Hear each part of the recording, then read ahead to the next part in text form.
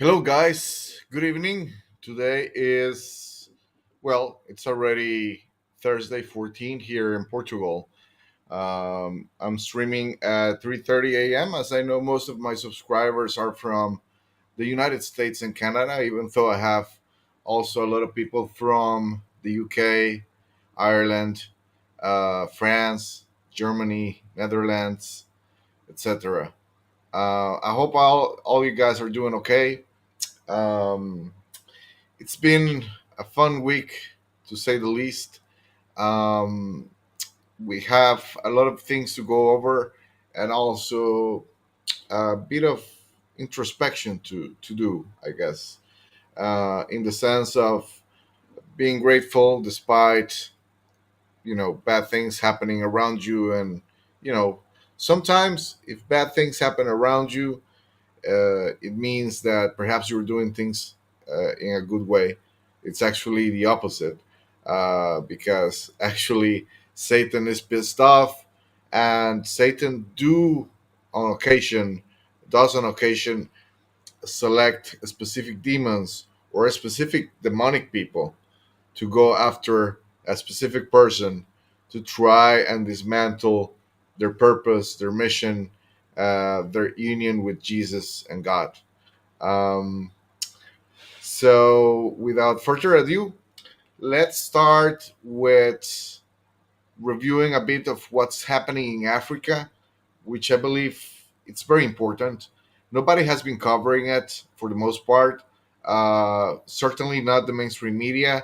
I've seen this channel Redacted, which is control opposition, as they push the MAGA Trump narrative as if he's some kind of savior or patriot.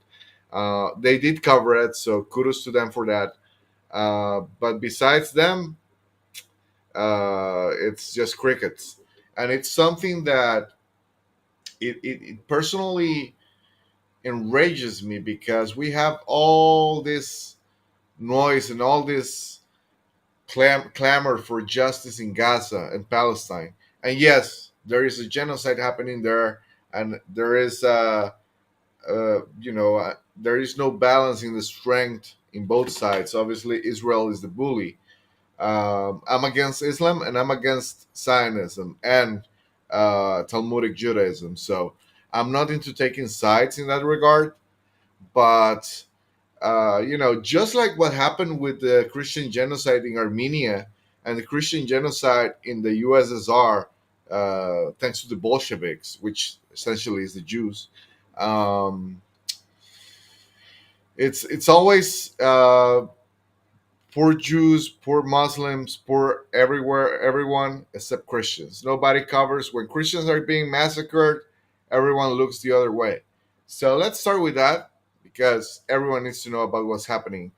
And another point that I'm going to make is that while some people, especially liberals and leftists, claim that colonization was evil and terrible for these people, well, look at what's happening now.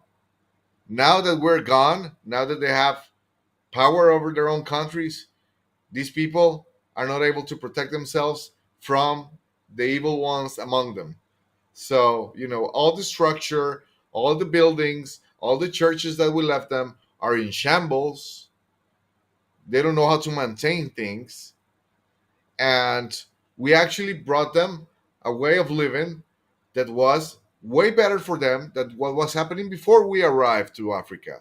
So, this criticism that colonization and you know uh, converting people to Christianity, I don't agree with doing it by force. Obviously, that I'm against that myself personally, but doing it through example, through forgiveness, through love, through understanding, that's what should prevail.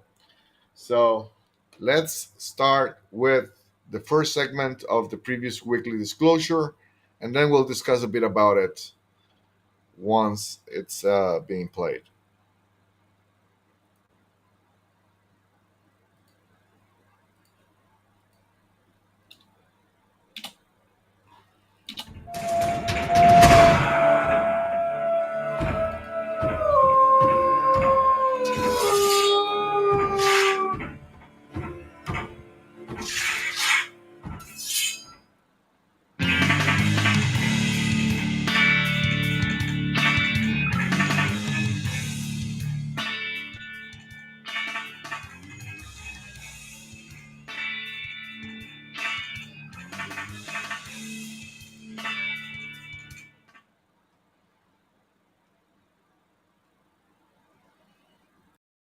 In 2025, the persecution of Christians remains a critical human rights issue affecting millions globally.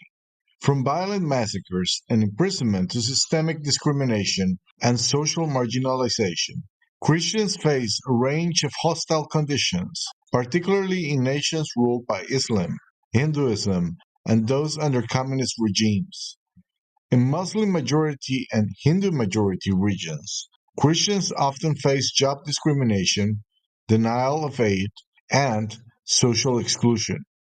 Converts, especially from Islam and Hinduism, are disowned or attacked by their families and communities. These figures are often conservative, and the numbers could be double. But so far, from 2024 to 2025, we find that over 5,000 Christians have been killed for faith related reasons.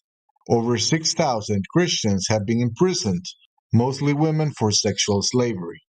Over 2,000 churches attacked or closed.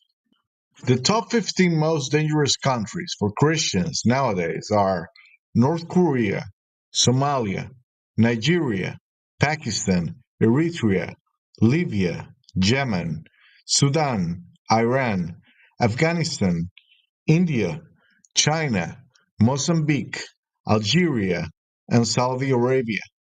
A lot of the so-called asylum seekers Europe is importing come from these countries, who, by all means, are raised to hate and prosecute Christians. Yes, because sadly, we're not bringing over the Christians who are being prosecuted. No women, no children, no elderly. Mostly Islamic men of military age. Does that make any sense to you? In an ongoing massacre that never seems to end, in Nigeria's plateau state Delwata and surrounding areas, hundreds of Christian civilians, including children and the elderly, were burnt alive by Fulani jihadist groups during the last weeks, also displacing thousands. 9 villages were forcibly occupied, with land and livestock seized. So far, in 2025, confirmed reports show approximately 600 to 800 Christians killed in Nigeria due to violent attacks in different states. The overall situation remains grim and likely underreported, with advocacy groups warning that actual figures may be significantly higher. Hello. So, this is what is going on in Jaw right now. People are running away because Fulani are about to enter our village. We don't know what we have done wrong, but people are dying. People are busy running. You can see me, I'm in the picture, so I don't know what's going on. I'm inside the picture. You see people are running with their children. Right now, they are shooting guns in our place. People are trying to escape with their children. My people, my family members, they died in this house, 11, and some died in the other store, 8. Some died here. My whole family members that died yesterday, day before yesterday, on that very day, they were 20. That is my own family members. I'm not talking about any other thing. That is my own family members. This is my store. Those shops are my stores. Those places are being burned. Please walk. Those places, this place is being burned. Here and up, my house is up there. That place also is burned. And the store where I pack my goods, I store my goods everywhere has burned. They burned my clothes, they burned everything, they burned our food, all my family members. What we came out with is our clothes, what we wear. And I, standing here, this is what I came out with. And this is the only thing that I have. There's no anything with me. Can you recount the incident as it happened that particular day? Tell us what happened. What did you hear? What did you see? On that very day, rain started in the evening. So we entered, I slept there. So I was sleeping around 10:20.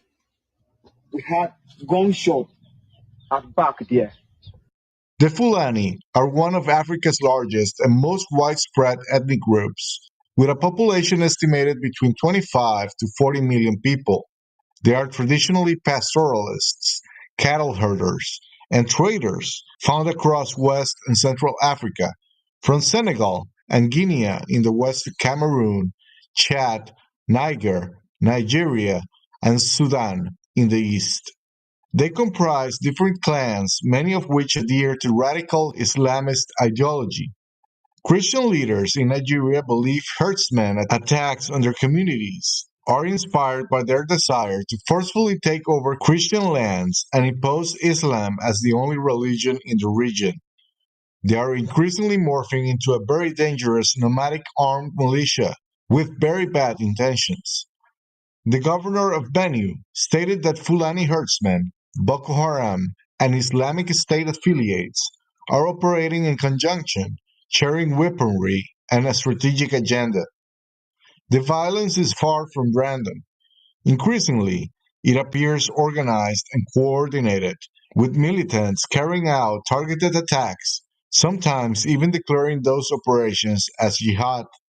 In the Democratic Republic of Congo, where 70 Christians had been massacred, beheadings included, months ago, there was another serious incident.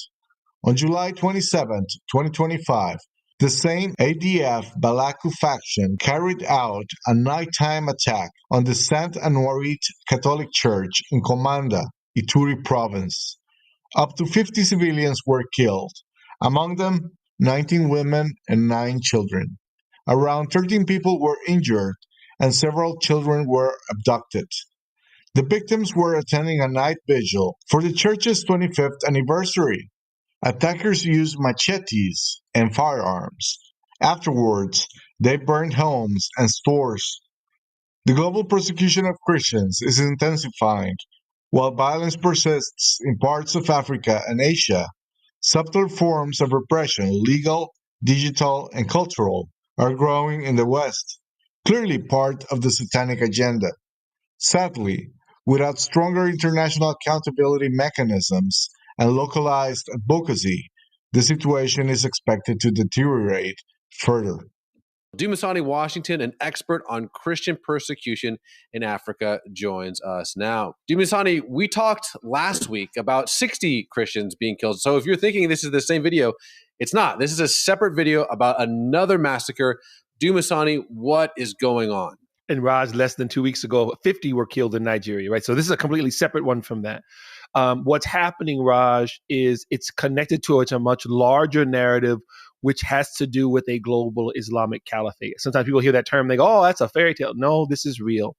The Islamist groups, whether they're Boko Haram in Nigeria, right there, right, Al-Shabaab in Kenya and Somalia, Hamas in Gaza, right, the connective tissue is this Islamist vision of basically subjugating everyone who does not bow down to Sharia, who does not bow down to this interpretation of this Islamic faith. This, when I say this interpretation, as Raj, as you know, the number one death toll is actually other Muslims. Other Muslims are actually killed in these regions as well when it comes to the violence that's happening from either Fulani, which just happened here, or Boko Haram in other areas. So Dumasani, the pushback would be, in Gaza, it's not religiously motivated. It's an occupation. In Nigeria, it's a land dispute. In the Democratic Republic of Congo, it's about rare earth minerals. But you're saying that this is part of a larger narrative, correct?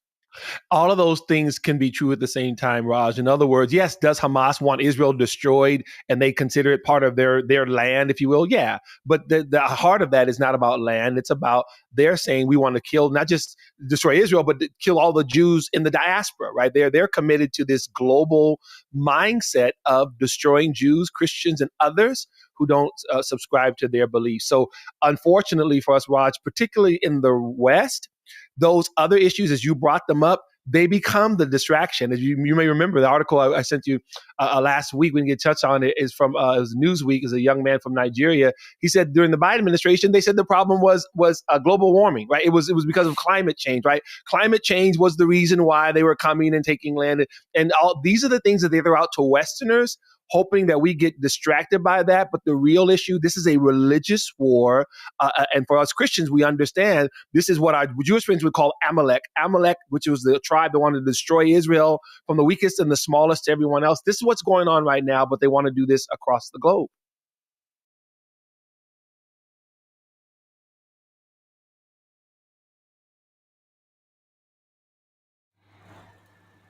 Okay, we're gonna pause it there.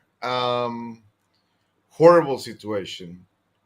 5,000 Christians killed in Nigeria alone. One has to guess that the total numbers across the world could be five, six times that. I mean, it is truly a crisis. It's not only attacks via satanic symbolism and, you know, mind control in the media and entertainment and even government policies, but we have a genocide going on in Africa and nobody's talking about it. Nobody. And the most mind boggling thing about all of this is that, for example, we have a migrant crisis here in Europe where we are getting people from those countries: Syria, Nigeria, Angola, Mozambique, Egypt, Morocco, but we're not getting the Christian ones. We're not getting the people that are being prosecuted. Who are we getting?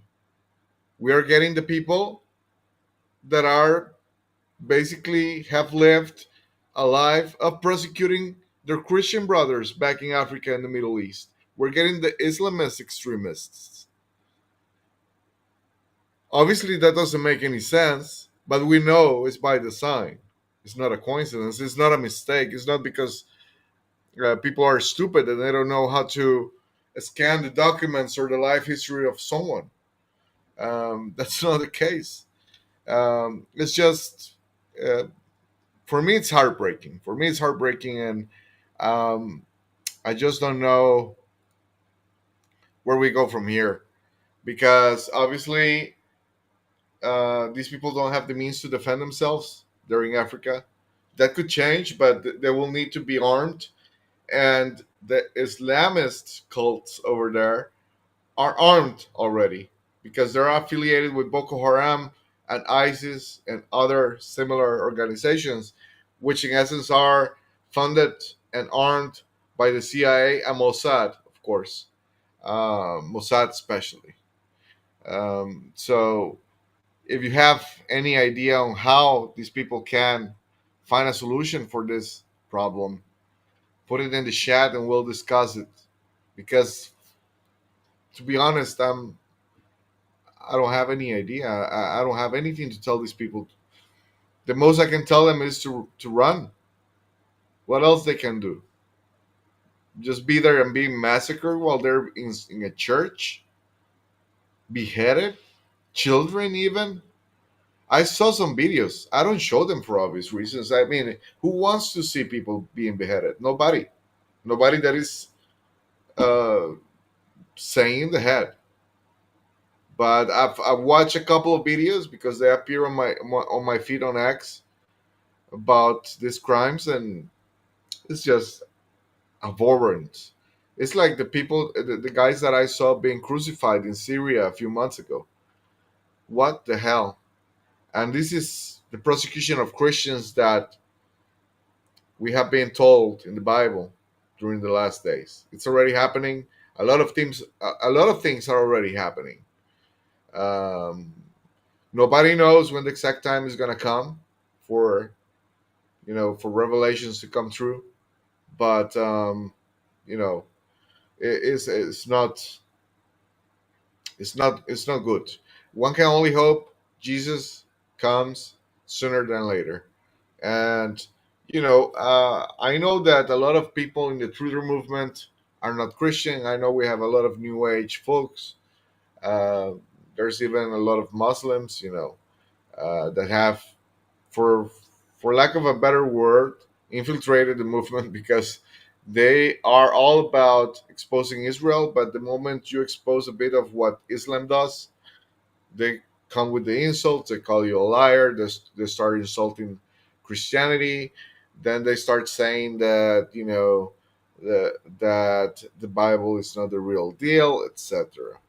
I have to deal with a lot of crazy people, especially on Telegram and Twitter, that just love to argue. I don't know if they're paid chills. I don't know if they are just fanatics that are there. Like, I don't understand what's a Muslim from, I don't know, Dubai doing in a Canadian chat. for patriots. Like, what's your business? And you could say that something similar about me because I'm from Portugal and my family is from the United States, France, Italy, Spain. But uh, the matter of the fact is that what we call Western values derives from Christianity, and it's the principle of loving thy neighbor and living in peace and respecting others. There's nothing beyond that. In my opinion, nobody should be forced to be a Christian. They should be motivated to become Christians because of example.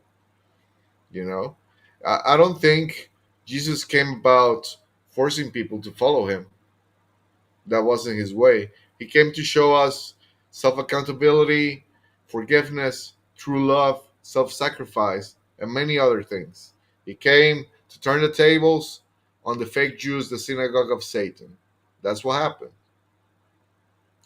Let me check the chat real quick.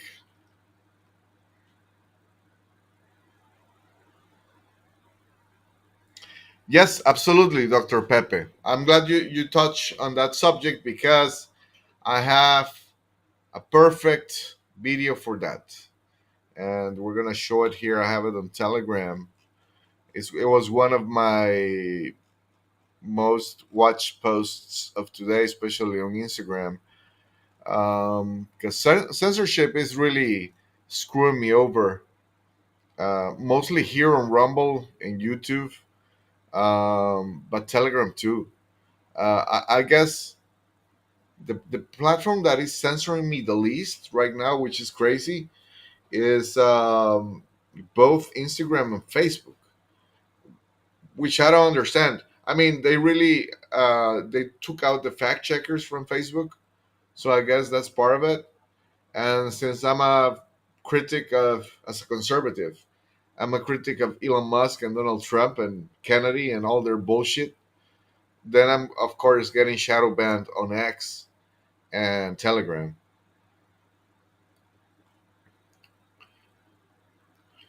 Good night. Hey, you girl, 17. We'll see each other later. I guess it's a bit late for some of you. It's very late for me. It's 4 a.m. But I took a long nap in the afternoon after going. I had a lunch with um, my wife's grandma, which is always great. She always manages to, push some sense into my brain because I was very pissed. I had this situation in which last week my keyboard started failing off my laptop, so I had to. Now I'm improvising. I connected this old keyboard to my laptop to be able to work. Seven keys are just not working. I'm gonna try to fix it next week. Then last night, out of nowhere, I was in my cell phone checking Instagram, and the screen died. Like it just went kaput. So that was annoying. It's annoying because I don't have the means to fix it easy. I live in a very small town in Portugal, in the south of Portugal, and we only had two repair shops nearby. One owned by a Hindu, which I don't want to give business to these illegal migrants. So, even though they charge cheaper, I'd rather pay the Portuguese guy more. And it's a better done job, to be honest. But I discovered that first, the Hindu guy didn't get enough business, so he fled. So he closed his business, which I guess is good news because then a Portuguese guy can take that, and that's what we want for the local people to thrive, especially the ones in need. And then I went to the Portuguese shop, and the guy told me, "Hey, I don't have the replacement for this screen. I can help you next week."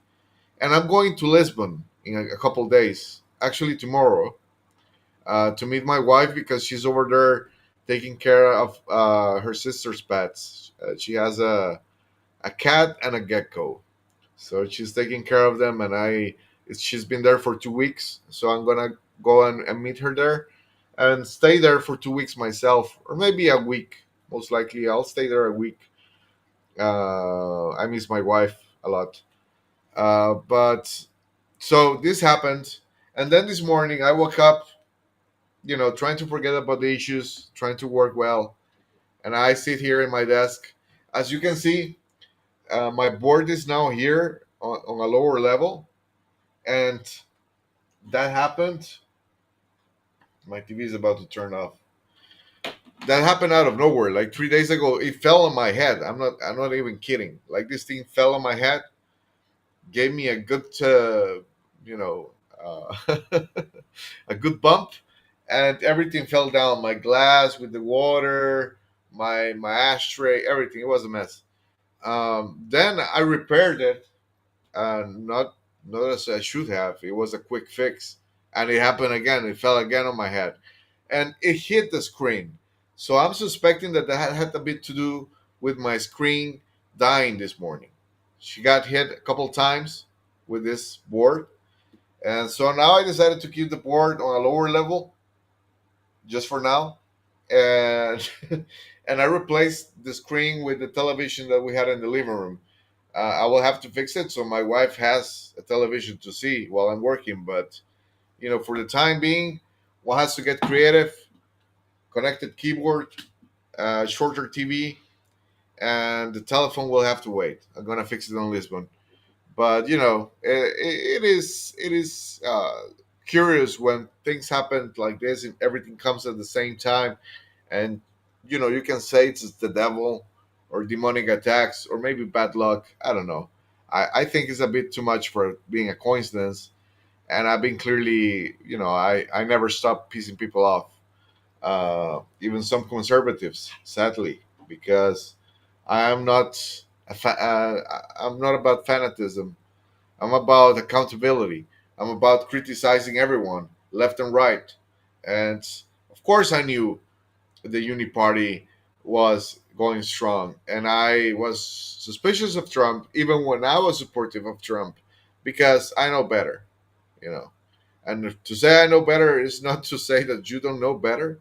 It's just that in my personal life, I've been disappointed too much, and I'm kind of tired of it. So, Pepe, I have you. The Rothschilds and the Lion Jews, yes. The Star of Renfen, yes. Absolutely, absolutely. Keep dropping truth bombs there. So let's see this video that I uploaded today. That goes along with what Dr. Pepe is saying on the chat. And let's see. Okay, it's here. Okay, let me share the screen and mute myself.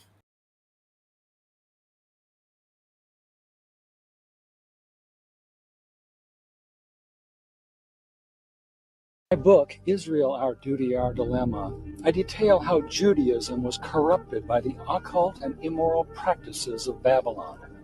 Let's touch very briefly on just one aspect of such depravity, pederasty, or the sexual molestation of children. Today, the greatest rabbis of the Talmud would be locked up as child molesters. Pederasty was deeply entrenched among the most respected Talmudic rabbis. It was taken for granted that the local rabbi could acquire a baby girl at 3 years of age as his sex toy simply by raping her. Here are several passages from many in the Talmud granting such permission. In Nida 45b, a woman asks, "Master, at what age may a woman marry?" "At the age of 3 years and 1 day," he told her. A girl of 3 years and 1 day may be betrothed by intercourse. Rabbi Joseph said, "Come and hear. A maiden of 3 years old and a day may be acquired in marriage by coition." When a grown-up man has intercourse with a little girl, it is nothing. The footnote to this passage says, "Tears come to the eye again and again. So does virginity come back to the little girl under 3 years." Although the Talmud forbids homosexuality among adult Jews, sodomy with small boys is permitted. Leviticus 20:13 forbids sexual relations between men. The Talmud, however, defines a boy under 9 years of age as a minor, not a man. He is excluded from the biblical prohibition. Since the boy is not sexually mature, the Talmud teaches, he cannot throw guilt upon the rabbi who rapes him. Only he who is able to engage in sexual intercourse may throw guilt upon the active offender, whilst he who is unable to engage in sexual intercourse cannot. It is significant that the pederasty we have mentioned is endorsed by the very greatest rabbis of the Talmud. These include Rabbi Ben Zakkai, Rabbi Ben Yohai, and Rabbi Akab.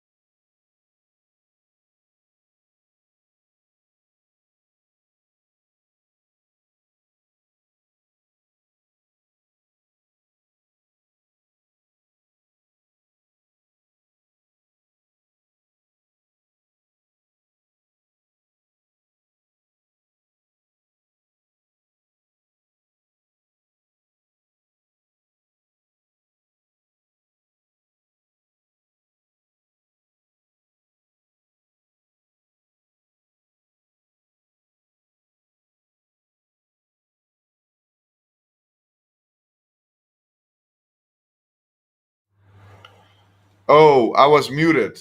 I'm sorry about that. Well, I was reading this out loud. I guess a lot of you already read it. I was finishing.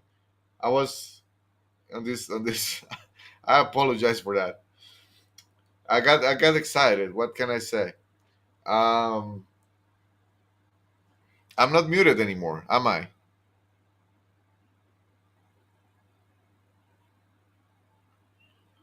I shouldn't be muted. Hello. Okay, I'm good. Okay, we're good. Okay. Um, Jesus, I'm sorry about that. You see, those are the gaffes that piss me off. Um, so I was saying that what happened during the Bolshevik Revolution and the massacre of 40 million Christians, if not more. We have the Armenian genocide, and in researching the Quran and the Talmud, especially, the Torah is all good for the most part, uh, but what the Talmud is and the Quran is basically they're cut from the same cloth. I mean, they worship the cube. The Muslims go to worship the cube, and they have to pray in that direction. And the Jews have the little hats with the black cube, which is obviously Saturnian worship. Um, so Islam and Talmudic Judaism are cut from the same cloth, and we, as Americans and Europeans, should reject their infiltration, manipulation, and invasion. Um, Everyone has their own land, and the Jews, well, the fake Jews, or however you want to call them, the Khazars, the synagogue of Satan, they have Israel. They should stay there. And of course, absolutely, Dr. Pepe, you nailed it. Muhammad was a Christian and became a heretic, influenced by the Talmud. Yes, I believe the Jews crafted Islam, because they themselves didn't have the numbers and the strength to go against Christianity. So they needed to create a new cult. And also because they're so exclusive and racist, we Christians, we accept everyone as long as you claim Jesus as your savior. But Jews are not like that. I cannot just wake up tomorrow and say, okay, now I'm a Jew, because I believe in this and this and that. So they did create Islam to use it as a weapon against Christianity, and sort of, um, recruit recruit savage people, criminals, the worst of the worst. Obviously there's some good Muslims out there, but not the ones coming here to Europe for the most part. Um, Recommended book: Israel, Our Duty, Our Dilemma by Ted Pike. I'm gonna buy it soon. I already put it on my bucket list. So yeah. Um, so we have a special giveaway today. Um, Obviously, if we reach a certain amount of super chats on YouTube, I will give away even more subscriptions. But for those of you who cannot afford it and want to become a member of Total Disclosure for 6 months, um, just put it on the chat. Just put the words, just put membership, and I will grant you a 6 month membership for free. You have to put membership and put your email address, and I will reach out to you via email. Okay, giving you the instructions of what to do to get the membership. If we get 5 super chats on YouTube or Rumble, in total 5, I'll give out 10 more subscriptions. You know, it's all about giving. I said, fuck Satan, not today. Instead of surrendering to wrath and getting enraged, I decided to just say, you know what? I'm gonna just continue with my day the best I can with a smile on my face. What do I win by screaming, cursing, punching the board? You know, the board already suffered enough. It hit me in the head twice this week. I have a hard-headed guy, so that must not be nice. Um, well, Doctor Pepe, I don't know if the Jews out leverage Satan. I mean, that's a bit far, but if you have valid arguments for that, by all means, put them there, and I'll check them out. You know, I'm not an expert on many things. I'm an expert on a few things, and I'm still working on my theological knowledge, especially focusing on Christianity. But I also, in order to criticize and expose Islam and the Talmud, I also need to divide my time, and it's crazy. So yeah, that happened. I decided, the best way to stick it to Satan is to do nice things for other people. So I decided to give some free memberships, and then I went to lunch with my wife's grandma, which is essentially my grandma now. I have two grandmas, the one in Costa Rica and the one here, and I wish I could see them both more often, but for now I'll settle with one. So it was a nice day despite the bullshit, and I guess that's the message. Um, we as people, let me see. We as people have the tendency to complain, to drown in a glass of water, and that's what the enemy wants. That's what Satan wants. Satan wants us to fail and to complain and to deny God for the minimum of reasons. And we have to realize a lot of people in the world have it so much worse. Just look at these Christians in Africa, you know, being hunted down like animals just because they're Christians, which shouldn't happen. And with that example, people claim, "Oh, why not allow the Muslims to pray in the streets of London and to have mosques all over Europe and America. Try to be a Christian in Saudi Arabia. Try to be a Christian in Egypt. What's happening? Are there Christian churches in Saudi Arabia? Is that even allowed? No, it's not. No, it's not. So why should we, you know, no pun intended, turn the other cheek and the other cheek and the other cheek and the other cheek and let these people fester and multiply and convert and infiltrate our society, which, to be honest, is not perfect, but it has been the most productive society in history.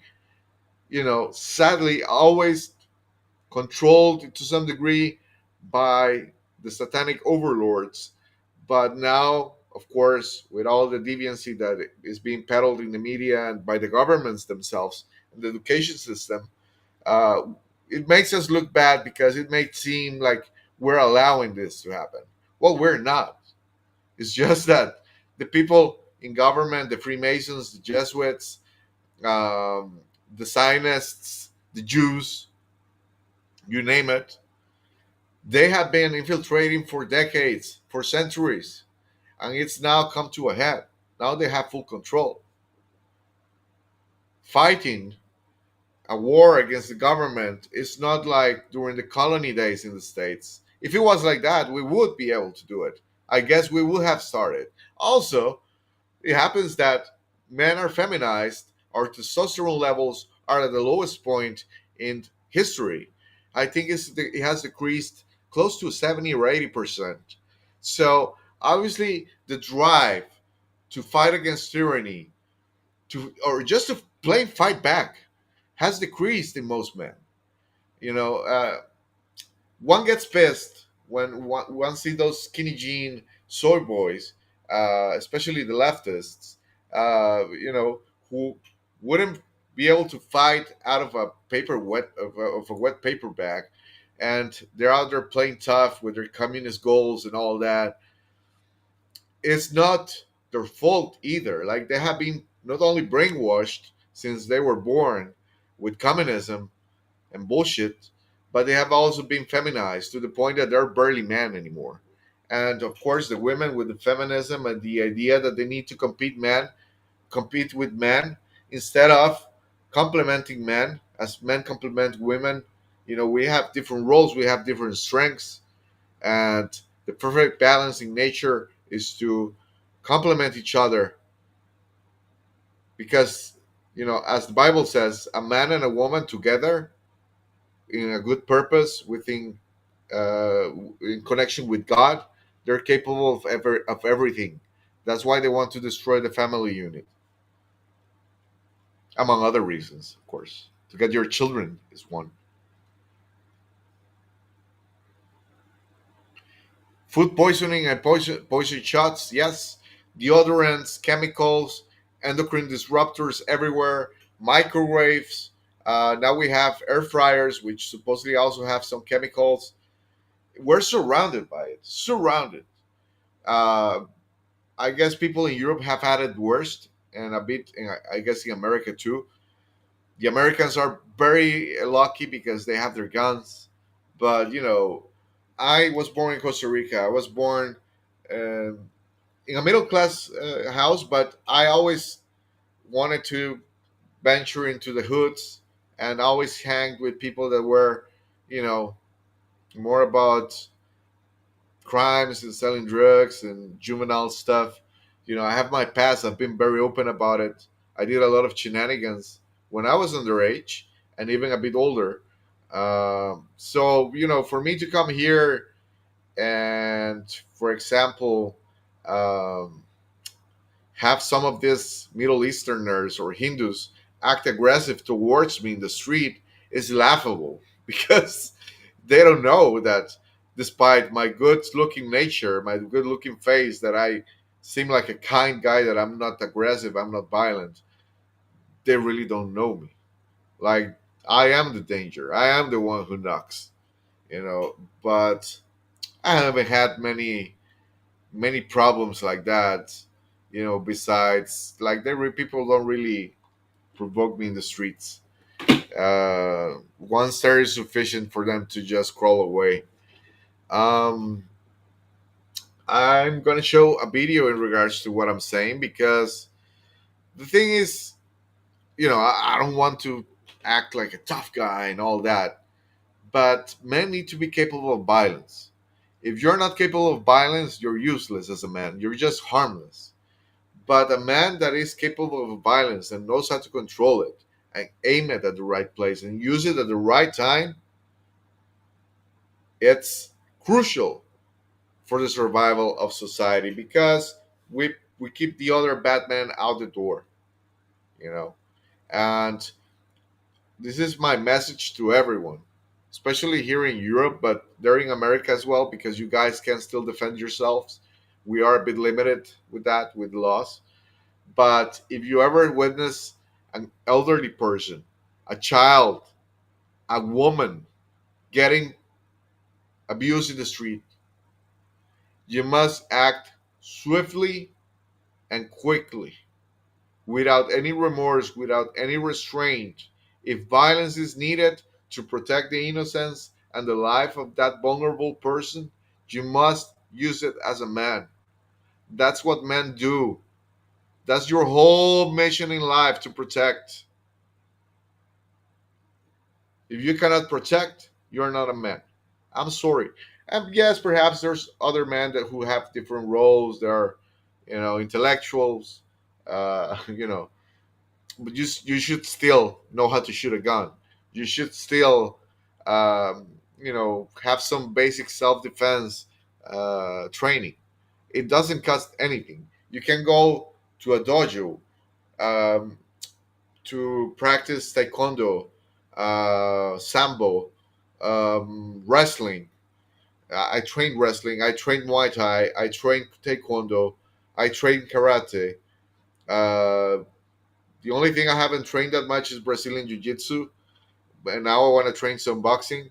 But all you need is to train a little bit of each martial art to at least be capable of defending yourself and the ones you love. It doesn't take really that much time. Of course, if you want to be an elite fighter, it will take more time. Uh, my brother is, I think he's featherweight, no, middleweight. My brother is an amateur Muay Thai champion of the world right now. His record, I believe, it's 7-2, or no, 9-8-2, 8 wins and 2 losses. And we come from a family that has always strived to protect who they love. And my dad, I saw him fighting 3 guys at the same time. My grandpa was a beast. I've never met anyone stronger than my grandpa. Rest in peace. But I'm lucky to come from a family in which that is taught since you're a child. And not only that, we were also taught that hitting a woman, touching a woman with violence is completely forbidden and dishonorable. There is absolutely no reason to hit a woman. Now, if your life is in danger, or you're trying to save the life of others, if the woman is crazy trying to kill somebody, that's different. But over personal pride, over personal hurt, over domination, over control, over, you know, whatever, your relationship with a woman, you want to keep her doing whatever you want. No, that doesn't go well with me, and that's part of what I try to promote out there. Um, Not only because you could say I split myself too far, because I cover and talk about many things, but I'm sorry, I'm just interested in many things. And would I punch a tranny, a man? Yeah, I don't care.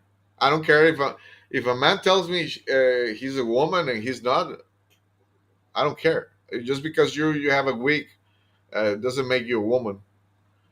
Um, DC, I fought 5 cab drivers at once. Kudos to you, sir. That's very. I mean, I experienced it myself. I've told this story a lot of times. Someone disrespected my wife. I knocked him out, and it was a bad neighborhood, and I got swarmed by 10 people. And my wife says that she has never seen anything like it. I managed to survive the attack of these 10 people for 2 minutes. I was gassed. You know, when you're fighting 10 people, it's not like the movies. It's not like you're Steven Seagal and you're going to grab this one and drop him there and throw them there. No. Uh, it's not like that. When you're fighting 10 people, when you're fighting more than 3 people, you're just trying to survive. And, make your punches count and try to dodge as much as possible. And more importantly, don't be dropped, because the second you're dropped, if they're dirty fighters, they're going to kick you in the head and it's game over. They can kill you. I remember I was fighting trying to survive the swarm of this 10 animals, cowards, and I got dropped in one knee. And I remember they were kicking me in the head. They bashed me with a steel chair in the head. I had a gash that was full of blood. My face was full of blood. They almost broke my cheekbone with one of their kicks. My jaw was almost dislocated, and I was on one knee. And I remember begging to God. It's just those 1 or 2 seconds that they seem like 10 or 20. And I remember saying, pleading to God, God, please help me, because if I drop the other knee and I get on the ground, you're gonna kill me. These motherfuckers are gonna kill me.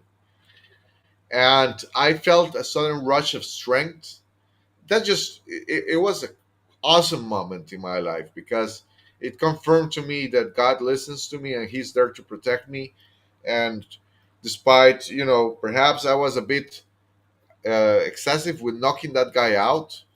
I don't think I was, but you could say I was. He had my back, and I managed to get up, and I did like this.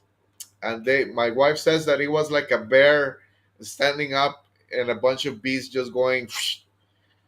I managed to knock another guy out, and the police was already coming, so they were hearing the sirens, so they fled, and I was able to grab my wife and run and survive to fight another day. But it was crazy. It was crazy, but it was fun. I mean, it was fun because I'm alive. I'm not gonna lie. It was a good experience for me. And what doesn't kill you makes you stronger. So, gonna show you another video that I think is a great video, uh, that appeared on the weekly disclosure. And let's see. Let's put it where it should be. Facebook and Instagram of us are willing to channels flagged or blocked. Okay. Foreign platforms such as Meta's Facebook and Instagram or X remain banned or heavily restricted. Okay. This is a video that should inspire most men, even if they're not Christian, but especially Christians, I guess. Would I fight Nino Rodriguez or Patriot Street Fighter? Dude. Okay. Let me put it like this. I wouldn't fight Nino Rodriguez unless it was completely necessary. Okay, that guy was a pro fighter, a pro boxer. So one should not underestimate. Of course, if he's threatening my life or my family's life, I'm gonna fight him to the last consequences, because that's what a man should do. Now, by choice, no, thank you. I'm not. I'm not in the position to fight professional fighters right now. I'm not training constantly. I'm trying to come back to that. I actually started training in my house, military training, to regain my physical condition. But, I still need to go back to the gym and go back to. I want to take some jiu-jitsu. I want to take some boxing. Um, I, I actually look in borrowing Buma's tomahawk. I would fight Street Fighter though. I think that guy is full of shit. I don't think I don't think he's a tough guy by any means. Um, fuck. You see, now I cannot find it. Oh, I have an axe here in handy, just in case someone wants to enter my home and play tough. Yes, I have one. I have a Bowie knife behind my. I have a bed in my office. I have a Bowie knife below the pillow. I have a machete in my bedroom. I have. Uh, I bought this new guy a couple of weeks ago. It's still on the plastic, as you can see. But yeah, I'm all about collecting weapons and always being ready for some shit to happen. I have some guns laying around, rifles. I'm not gonna say where. Um, you know, I have some shells there, as you can see, shotgun shells. You have to be ready. You never know when shit is hitting the fan. You never know when something bad is happening. But Patriot Street Fighter, yes, I would fight that guy. You know who I would love to fight? I don't even care about Nick anymore, but I would love to fight this queer Sasha Stone. He's always threatening me about sending me to jail and cutting my head off, and like he's very very bitter about me exposing him. And he comes here to Portugal often to Algarve because I guess his mom and his sister live there. So I might bump into him one day, and I hope I have someone who can film it because I'm gonna bitch slap the shit out of him. Yeah, that's what I'm gonna do.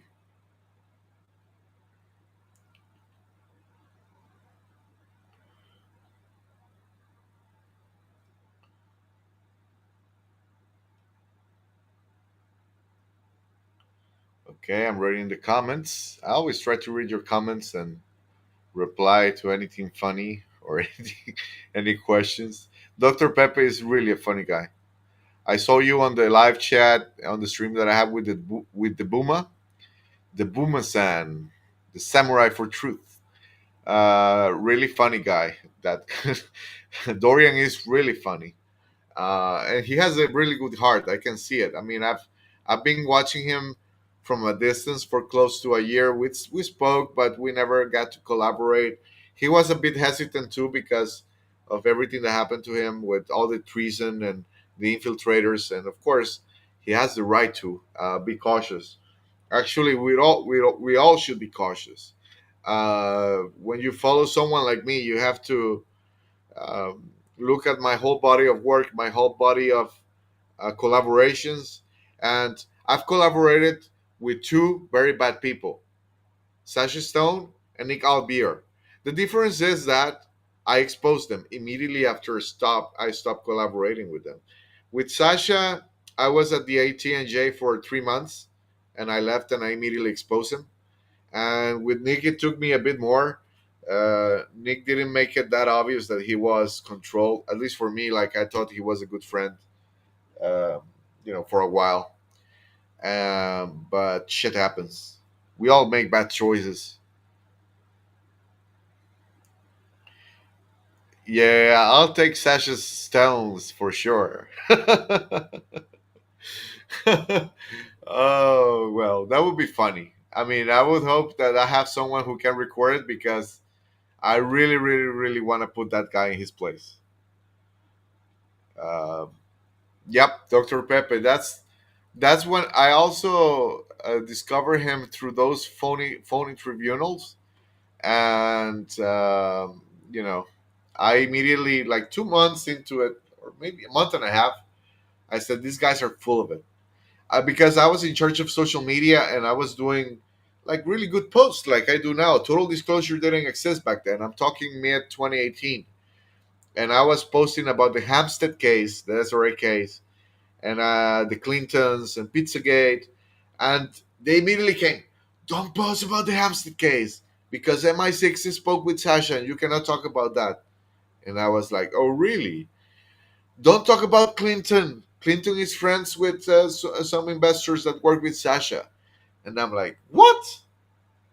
Like, you guys are in cahoots with people that are friends with these people, and you're pretending to save children and expose satanic ritual abuse? Full of it.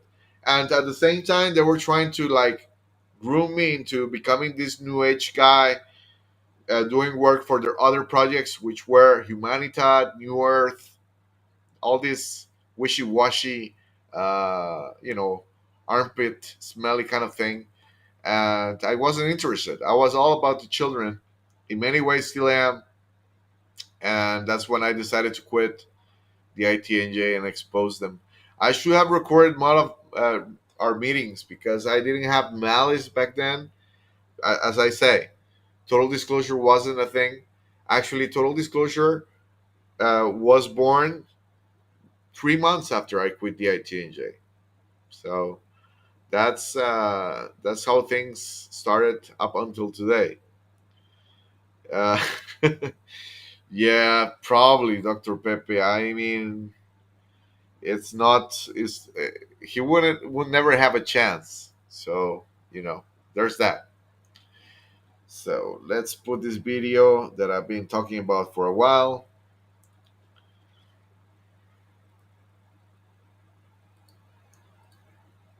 Okay, muting myself.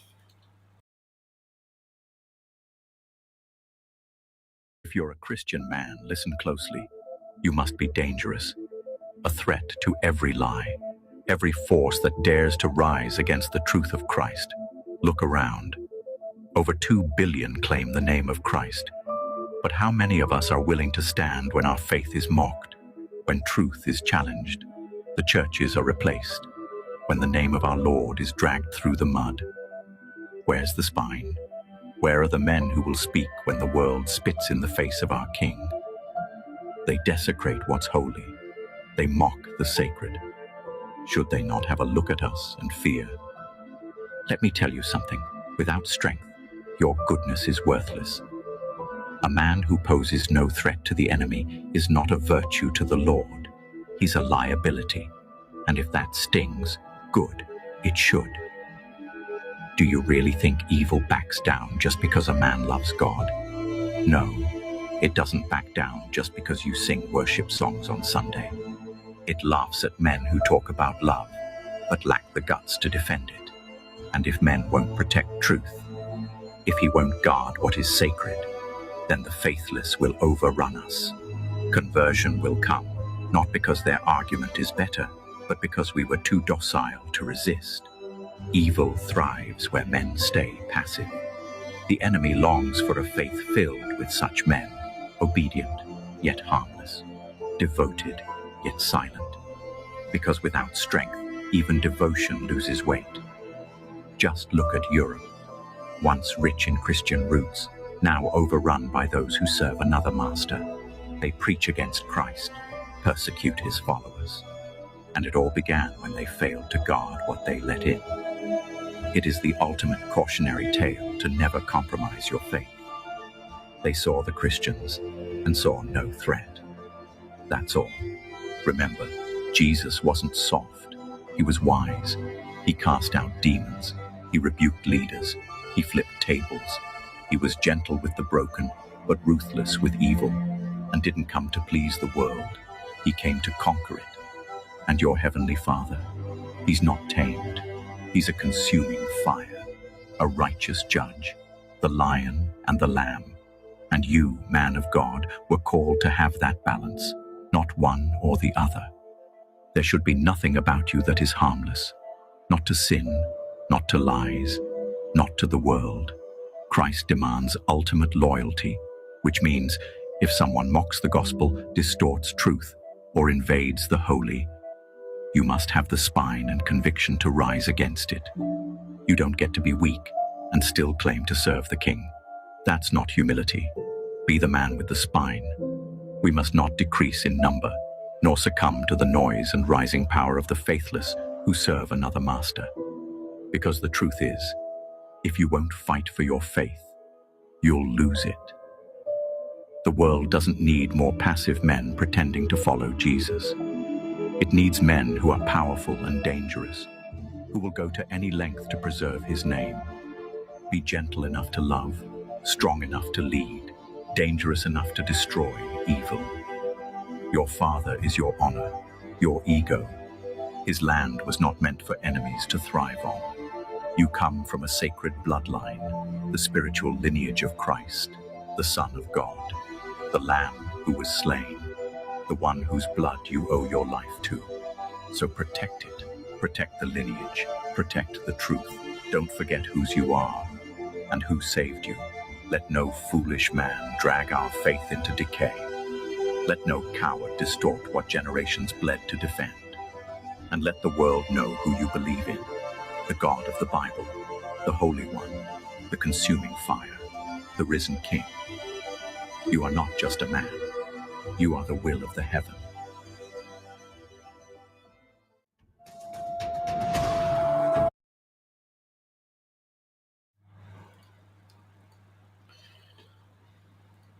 Beautiful video, and I would say very inspiring.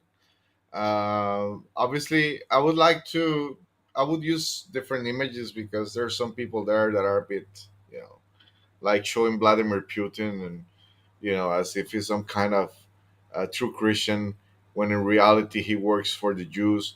He's Shabbat Lubavitch. So no. There's a lot of these guys that pretend to be Christians, and in reality they're Jews, or serve the Jews. They're goyim. Uh, they're how do they call the Shabbat boys, right? The guys that are not Jews that do the dirty work for them. So that there's that. Um, Everyone works for the Jews on some level. Yep, I agree. I agree. It's very annoying, to be honest. I'm tired of them. I'm tired of them. So yeah, the plea and the video and the inspiration and the motivation is for man to wake up, embrace toxic masculinity, not equal rights, equal lefts. Toxic masculinity, as we know it, as it's been criticized, is to be strong and to be a protector. It's not to hit women like Andrew Tate. It's not to pimp them on camera. It's not being like Elon Musk, who has what 15 children with like five different women, a lot of witches among them, and he doesn't even raise them. That's not being a man. That's that's all deviated.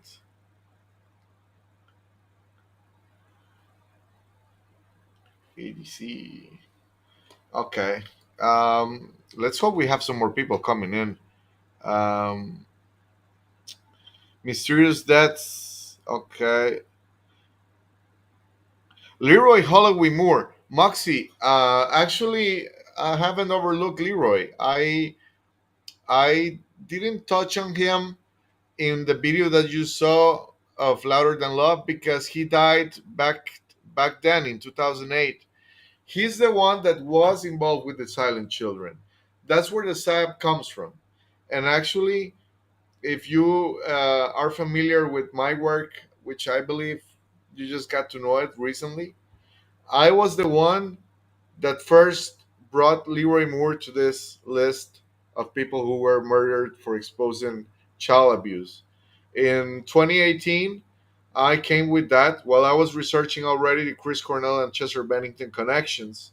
Um, and I actually did a whole segment on that. We might play it a bit later. If I think it was episode 10, but I shared it online, and immediately after, Anti Lawyer and Jamie Deluxe publish it and claim it as their own. They didn't even credit me. Granted, I didn't have a channel. I didn't have total disclosure wasn't a thing, but I was a bit pissed, to be honest, mostly with Jamie, because I was like, dude, like I sent that to him on a private message, and he did a video. Didn't even mention me, but okay, I didn't have total disclosure. I wasn't. It was like, I guess, a tip from anybody. But yeah, I've known about Leroy and his fiance Lisa Bean, which is a extreme lip tart. Um, yes, Lisa Bean. That's the girl, his girlfriend. Um, I spoke with someone that knew Leroy for many years, and he sent me an email thanking me for everything I was doing in bringing awareness to what happened to him. He did tell me that Leroy was just a different person. Like, he was a very special, kind, loving, protective soul, always trying to make sure that everyone was good. That kind of person that is always just a good heart, and that he was certainly not involved with the cult, and that before he had that accident on his ATV, you know, which some people believe it was sabotaged. He had a meeting with powerful people in Washington to present his Silent Children project and try to get funding for it. And I believe he even met with David Geffen. So they clearly didn't like what he was doing, and then they used it. They kept. I guess Lisa wanted to continue the project, but other people got involved, shady people, which I exposed in my documentary, and obviously it got warped. I actually believe I have a very dark theory because of things that have been told to me in confidence that the Silent Children actually got published. It's a real film, but it's not a documentary against trafficking. It's a snuff film. So what they did, as Satanists often do, is that they took this project from Leroy, which was intended to expose this and do good in this world. They turned it around after killing him and converted it into a filthy snuff film, and it's been sold in the Hollywood circles in private. Obviously hasn't been exposed or leaked by anybody, but that's what happened. And I will probably show that later on in the stream. I guess we're up for a long one today. It's been an hour. We're gonna do like 3 hours, but I might show you that later.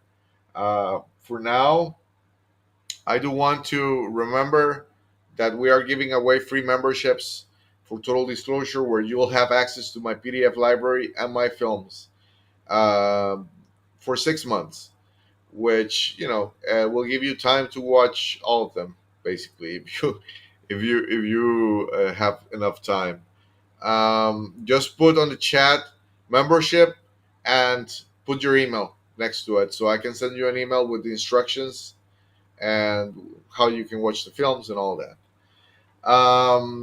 If we have some super chats on YouTube, I will also give away 10 extra memberships.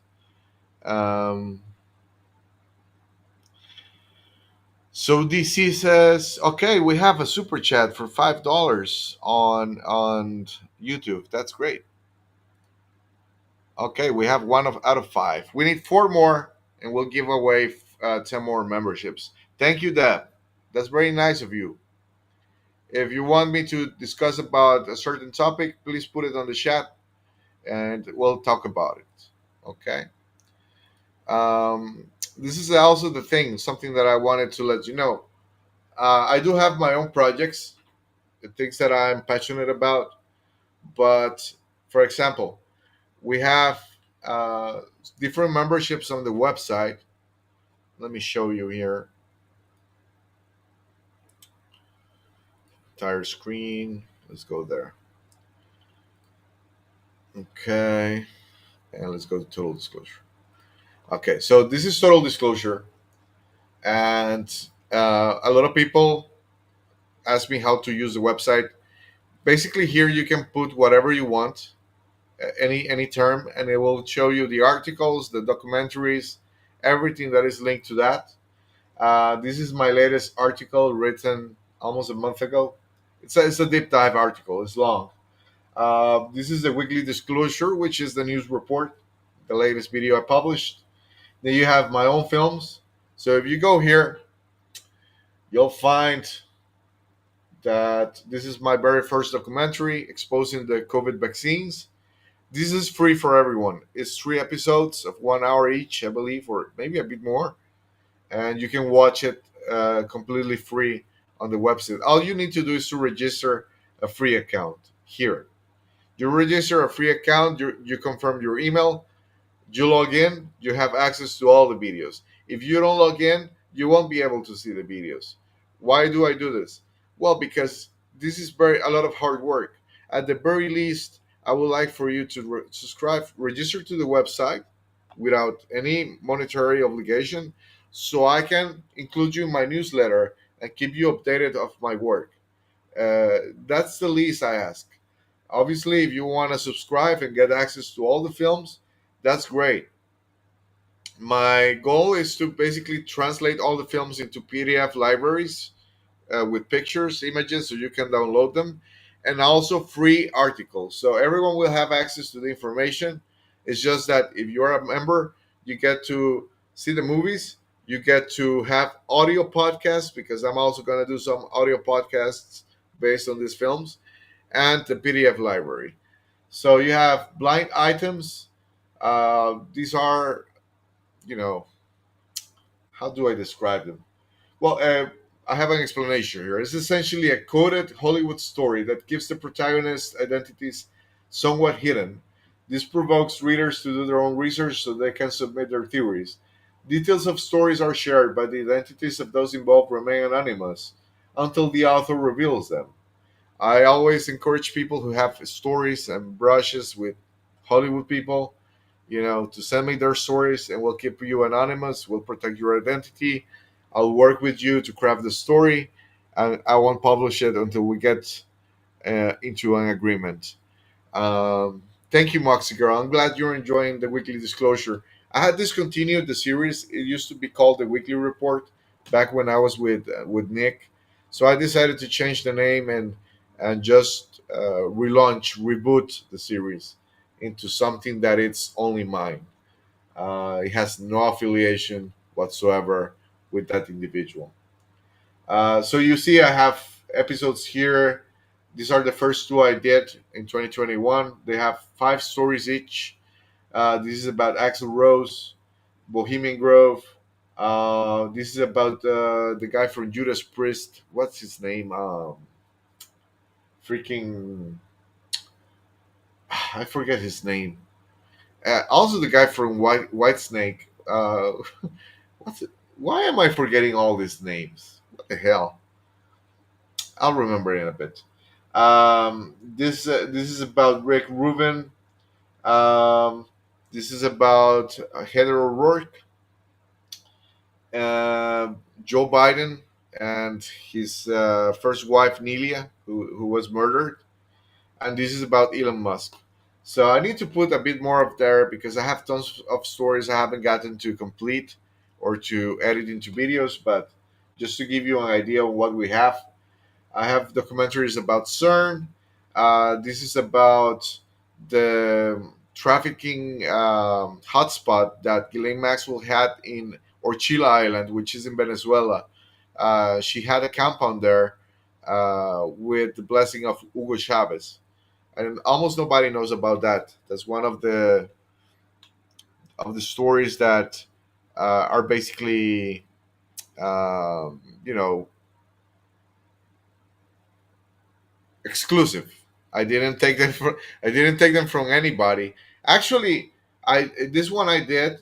My friend, him, who was a anonymous poster on X, he was murdered as well. So when he was murdered, I decided to do this documentary.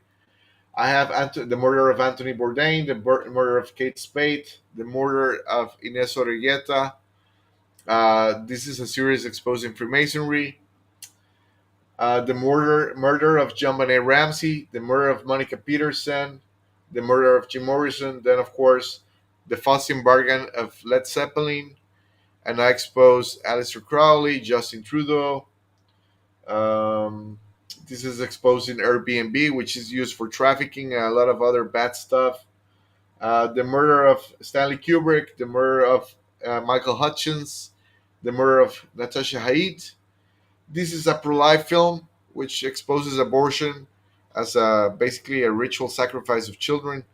It's also free for everyone to see. It's 10 episodes, so you can just register an account and see it, watch it for free.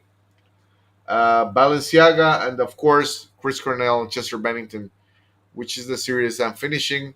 I'm going to publish episode 12 next week. I've been saying this for a while, but I promise this time is true. Um, so, as I was saying, we have different memberships. We have monthly for $750 a month, yearly for $70 a year, lifetime for $300. Now, if you choose this one, executive producer, and you are giving $55 a month for 3 months, you get to suggest. I think I have. You can suggest 3 topics for me to make a film about, and I'll choose one, and then we'll discuss how the film is going to go, and you'll be the main producer, and I'll just basically produce that film for you, even though it's obviously something I'm interested in, something that goes along with what we do in Total Disclosure. You can subscribe for 2 months for 1250, 2 year membership for 120, 6 months for 35. The Wolf Pack includes merchandise, so shirts, and we have mugs. I actually had to take out the merch, so for now it's not really working because my website had been giving me problems. I managed to fix some things, but I have to do everything by myself. Nobody helps me, so I do web design, publishing, marketing, narration, editing, investigation, writing, you name it, social media, live streams. It's a lot of work, but cannot complain. I love doing this, even though it can be a bit taxing sometimes, but I love doing it.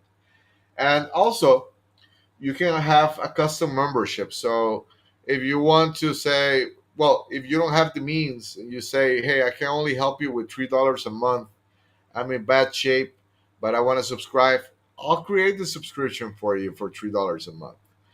If you want to make a one-time donation for $10, for 50, for 100, for whatever amount, you can do that. It's all about having tons of options. So now that I showed you this, let's see a bit of what we have on today's post on Telegram. We have the giveaway of the free memberships. Remember that. I already gave away 6 today. So we have 4 pending, 4 more free. And once those are gone, if we get super chats on YouTube or Rumble, I'm going to give away 10 more. So, just for you to be aware of that. Um, oh, nice. We got another one from DC. We have another super chat. DC, where are you from? What happened with this situation where you got taken to jail? I'm interested to hear more about it. Very nice. Thank you for the super chats. Um, and you guys on Rumble can also do that. Okay, so let's see. This happened today.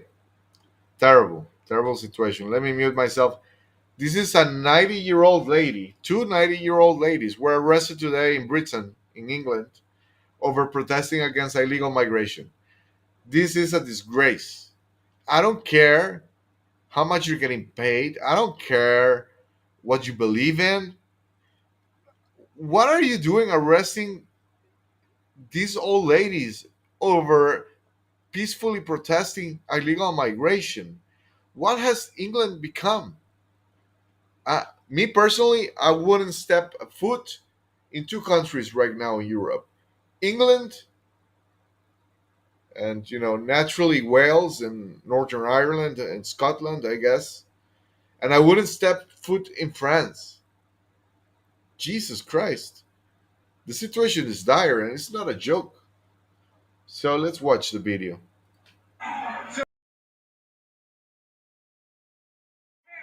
Wait. Wait, because I don't think it had sound, so I'm gonna fix that. Okay. I'm getting sharper. I'm getting sharper here. Okay. So there's no arrest of this old lady here. Look. Here, look. Behind.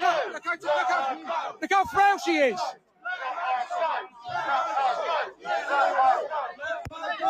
I've got resistance, all right?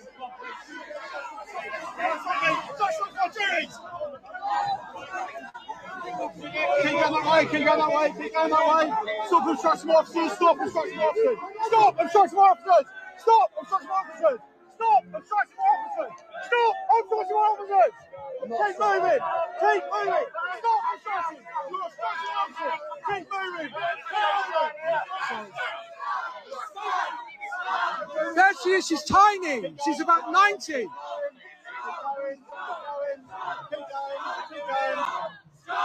Keep going. Stop obstructing us, please. Sorry, you're obstructing us. You're on the way, you're obstructing us. You're obstructing us.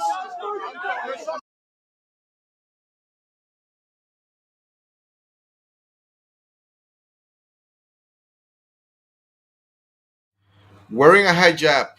We have Muslim invaders in the police force in England arresting all ladies, all Christian ladies.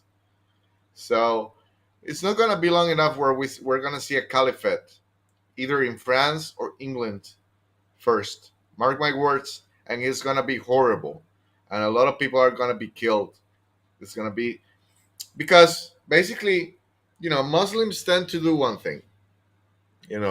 I'm against Zionism, I'm against Islam. I don't take sides. They are both dogmatic, pagan, satanic religions. I'm sorry, but that's the truth. What Islam does is that when they're 5% of the population, they play victim. They're all, we don't do anything, we're good. Some crimes here and there. Once they become close to 15%, they start demanding, they start getting more abrasive, they start claiming that they should have their own mosques, their own territories inside the countries. Then when there are 25%, 30%, which I guess is close to the state of England now, or certain parts of England, certainly like Leeds, Birmingham, they're infested by these people. They start demanding Sharia law.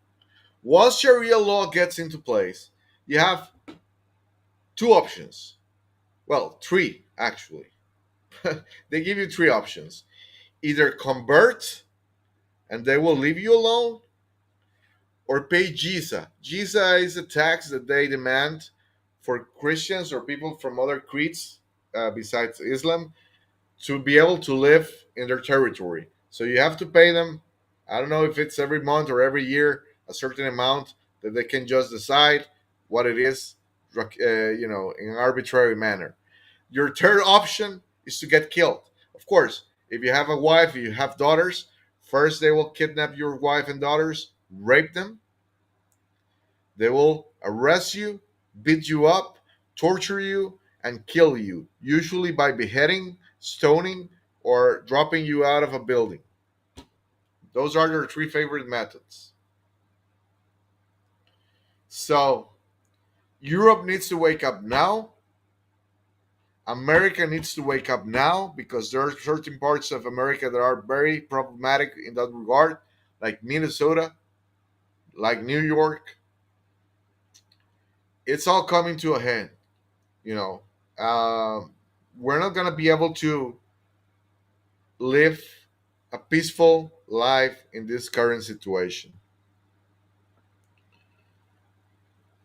Yep. Imagine that, DC. Okay, DC is commenting from YouTube. He had an altercation with 5 cab drivers, Western Canada. Um, the cab drivers wouldn't drive me because they just wanted to drive drunk women home, obviously to abuse them, or Jesus Christ. And it was winter and my blood was boiling. So that's why he got into a fight with five cab drivers and he got arrested. That's the problem here too. You go and defend someone that is being beat by a Muslim or an Hindu or anyone. I don't care. Maybe another Portuguese. I don't know. And you go and try to do the right thing and you get arrested. I mean, the gun laws here are ridiculous. There is no self defense capabilities while using guns. It's like the mafia. Yes, Islam works like the mafia. They have their own mafia. Of course, we know all about the Jewish mafia, and in Hollywood and the music industry, there's a cluster of that mafia that is mostly gay men like David Geffen and what's his name, the all these guys from the fucking film industry and music industry.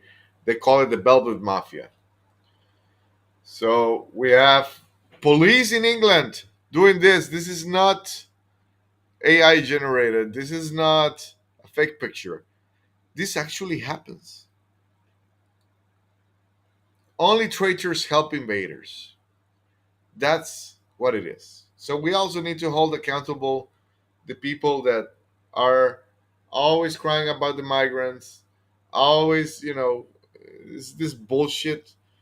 First, you should try to talk to them and show them facts of what's happening. If they don't get it, then um, I'm a proponent of harsher measures for traitors. But yes, too many white traitors is what we have. People that are ashamed of being white, that have been programmed and brainwashed to just be ashamed of their heritage. I couldn't be more proud of my heritage. Even though most of my heritage is French, and the French have done a bunch of stupid shit in the last years. The golden age of France was mostly during the medieval times. But you have to not renounce your origin, just hold accountable those in power who are destroying what you love. That's what it's all about. Oh, we have this for the people that are still supporting the current American government. Let's listen to this real quick. Now we're developing a universal vaccine at NIH, which is a vaccine that addresses the entire phylum of viruses. And so it's a vaccine that mimics natural immunity, and it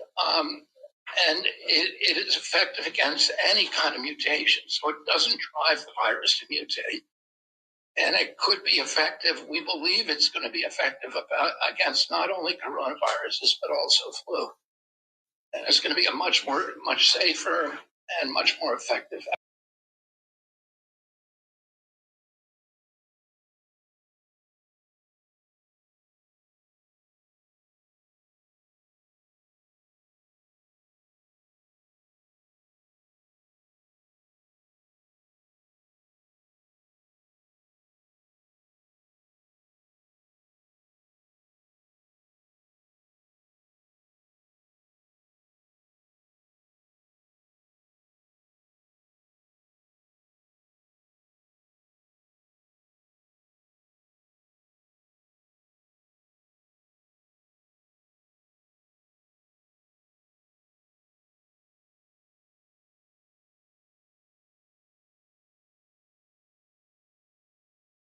Sorry about that.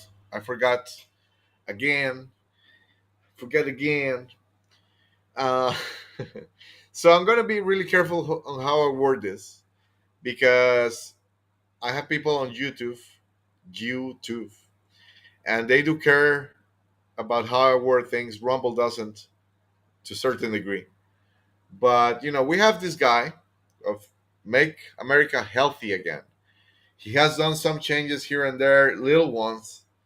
He has exposed certain things here and there, little ones, and he basically campaigned or has campaigned his whole life against the pokey pokies. But now that he's in power, Now that he's there, working for his um, J overlords. I'm trying to be careful on how I word things because I have to. I have no choice. Now he's promoting a universal pokey pokey. No pokey pokies for me. I didn't take one of them. I always try to warn everyone I could against it. I tried to warn my family against it. Failed to some degree. And, even lost my father and my best friend. You could say he's my best friend. Is in a wheelchair, learning to walk again after a stroke. So it is personal for me. It should be personal for a lot of people to be against the pokey pokies and to hold people like RFK Jr. accountable. You know, I, you know, I have a text here written. Um, can you see what's happening? Can you stop worshiping politicians, please? You can still be a patriot without them. You don't need them. I undeniably support the idea of a strong America becoming great again. With the same passion, I also support idea of Europe becoming great again. Of course, we got fucked after the Second World War. I am invested in both regions, genetically and emotionally. My mom, my aunt, my cousins, they're American. I have people of my family working in police, in law enforcement, in medicine, in education during America. I lived in Long Beach back when I was a child for like a couple of years. My wife and I are European. I migrated here legally to Portugal after the marriage. Not that I should have to pander for it, though, as my lineage traces back directly to Artois in France, Castelloni in Spain, and Veneto in Italy. So if I had all the records of my family tree, which I guess goes back to three generations, two generations, to go back to Spain, and similar three or four to go back to Italy, I will get the citizenship. Uh, Anyways, now the system here is collapsed, and because there's so many illegal migrants, I don't have ways. Nobody's helping me to get my legal citizenship here. So these illegal migrants, what they do is to fuck over the legal ones, such as myself, which is a complete baloney. We do it the right way. We assimilate. We speak the language. Eu falo português. Eu falo português. Eu, eu vou afora, à la rua, eu falo com a gente. This is a language that I never spoke in my life. I learned it just by living here in a couple of years. I speak Italian. I speak English. I speak Spanish. And despite all of that, you know, I have problems in having.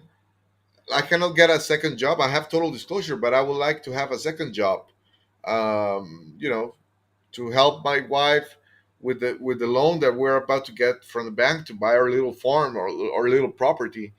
I want to dedicate myself to farm animals and to work the land. That's what I like, and I cannot get a second job because I don't have a citizen card, and I don't have a citizen card because the migration institute is collapsing with Hindus, Bengalis, Muslims, Africans that come illegally and fuck me over.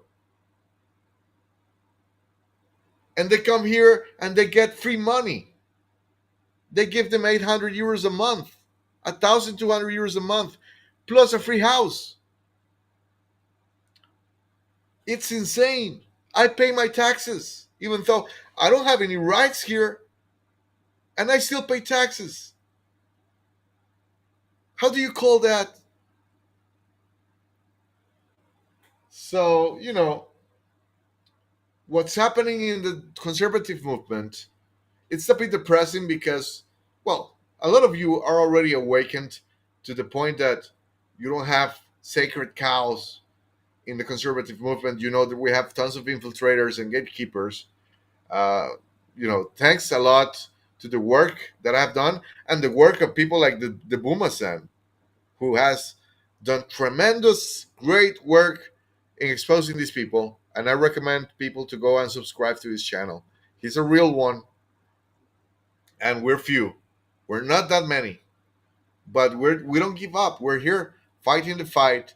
We don't care if you threaten us with not supporting us anymore or unsubscribing.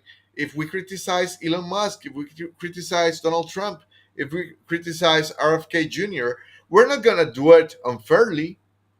We're gonna do it with evidence, with facts, and with some hope that things change. You know,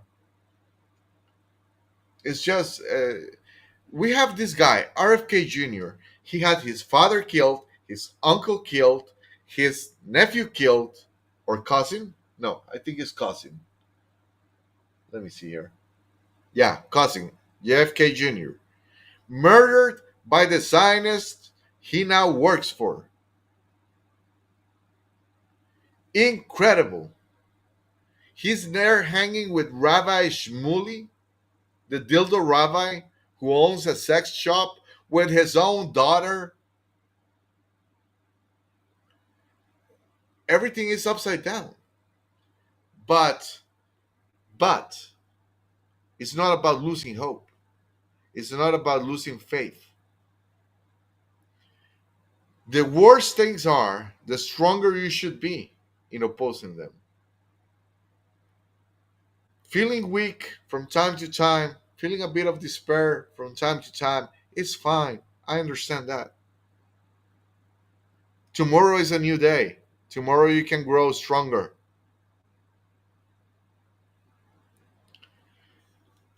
Was in a verbal altercation with a lazy, rude refugee just this afternoon. Enough is enough with them. Yeah, fuck them. Send them backpacking. Cut their benefits. And the moment they get aggressive and disrespect you in the street, harm a child, harm a woman, beat the shit out of them. I should be more careful with saying those things, but okay. Defend the innocent. I forget I'm on YouTube. I'm sorry. But yeah.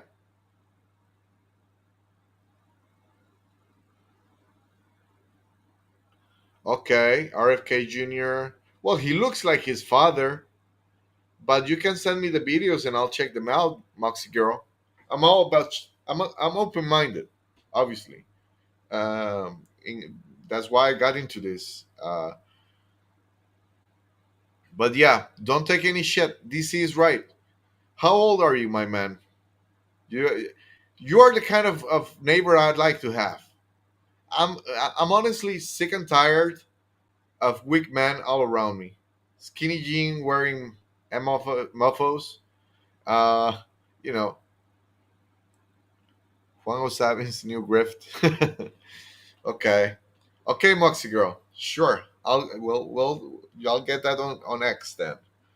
Um, I people say, well, you're falling for the fear of migrants, and that's what they want to impose digital IDs and all that. I know about all that. I know about it. But what do you want? Do you want to shake hands with evil? Do you think that these migrants are puppies? Like, okay, there is a plan devised to bring them over. Yes. 42, I'm 39. We're not far off. I know I look a bit younger, but I'm 39. Kudos to you, my man. Standing your ground. Well done. That's what every man should do. Listen, I was having this argument with this guy from New York today. I have arguments every day, multiple times a day. I have to defend my position.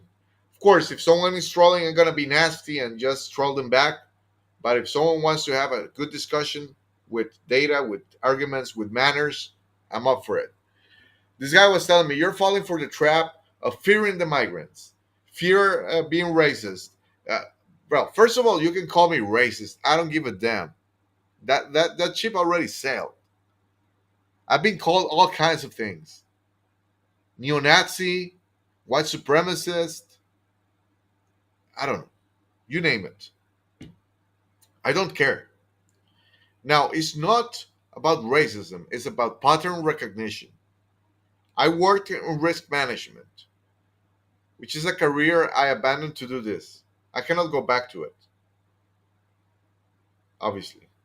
I cannot have positions that are public because of what I do as total disclosure.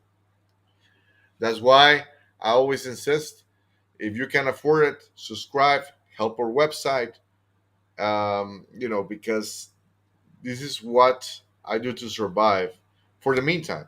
I used to have a second job. They weren't paying me on time. They were paying me a month late. I had to resign 5 months ago. Since then, things have been tough. But to finish my point, what do you suggest? People say we should all unite against the satanic overlords, against the Jews. Guys, just because we have a common enemy, just because a rapist and I don't like the same person, doesn't mean I'm going to befriend the rapist. What kind of logic is that? I'm not going to go and shake hands with the Hindus that were trying to rape girls, stalking them in a skate park 4 blocks away from my house. You know, I was this close of beating the shit out of him, of this guy that was there in the skate park, harassing 13-year-old girls that were rollerblading. A disgrace, nasty. Then a week later, they tell me, oh, they got arrested and deported. It's a miracle. That almost never happens, but it happened here. Am I going to shake hands with the invaders? That it was like 3 or 4 of them, guys, gypsies, that beat up an old man, 70-year-old man, during the last Christian celebrations here in my town. I wasn't there, thank God. I was told what happened the next day. I don't shake hands with evil. I don't compromise. The solution can be in the middle. If the migrants are part of the problem, first, cut their benefits. Second, don't make business with them. Don't buy from their stores. Don't talk to them.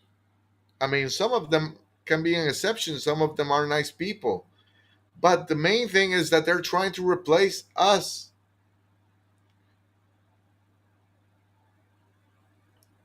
You could argue you cannot fault them because they live in such horrible places like India. What choice do they have? Well, they have the choice of rescuing their own country. They have the choice of standing up for themselves and their family and everything they've known for and fought for and lived for, and rescue their own land. Sticks and stones may break my bones, but names will never hurt me. Very nice. I agree with that. It's a disgrace what we're living here in America and in Europe. And we have some Americans telling us that, sadly, some trolls that happen to be American telling me, a European citizen that witnesses this shit firsthand, uh, that I should, that I'm falling for propaganda, that I don't know what I'm talking about, that I'm basing my fear, as if I'm afraid. No, I welcome scuffles. Let's fight. Let's bring it on. I base my fear on the mainstream media. No, this is a small town. I live in a very small town of about 2,000 people. Everything that happens here, we know because people talk to each other. That's it. It's crazy. And here where I live, the situation is better. When I go to Lisbon, oh boy, because all the main capitals in Europe are going to hell. Vienna, Brussels, Paris, London, Madrid, Barcelona. Jesus Christ. Sweden, Stockholm, Malmo, Oslo in Norway, Copenhagen, Denmark. Rome, Milan is a disaster. Lisbon here, I go to Lisbon and I am barely able to avoid conflict. First, because animals are on the loose there. They have invaded completely by migrants, illegal migrants, or legal, but they don't assimilate. So they're basically invading barbarians. That's the only way to describe them.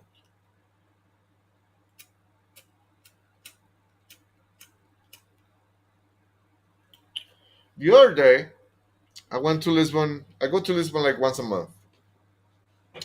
I went there, and yes, people have forgotten about the Moors. People say, "Oh, the Crusades were horrible." The Crusades were a defensive war that came about after over what was it, over 800 years of Islamic abuse in Europe, slavery, rape. Muslims have not changed. 100%. 100%. I go to Muslim. I go to Lisbon. I'm sorry, Lisbon. And I go to this park because I had a few hours from my bus coming back. And I go there to read a book. I was reading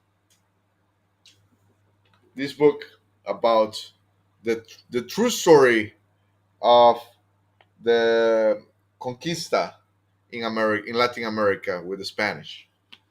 Because we have been taught that it was a horrible massacre, that the Spanish were horrible rapists and slavers and stole all the gold. That's bullshit. The real history is very different. But we'll talk about that later.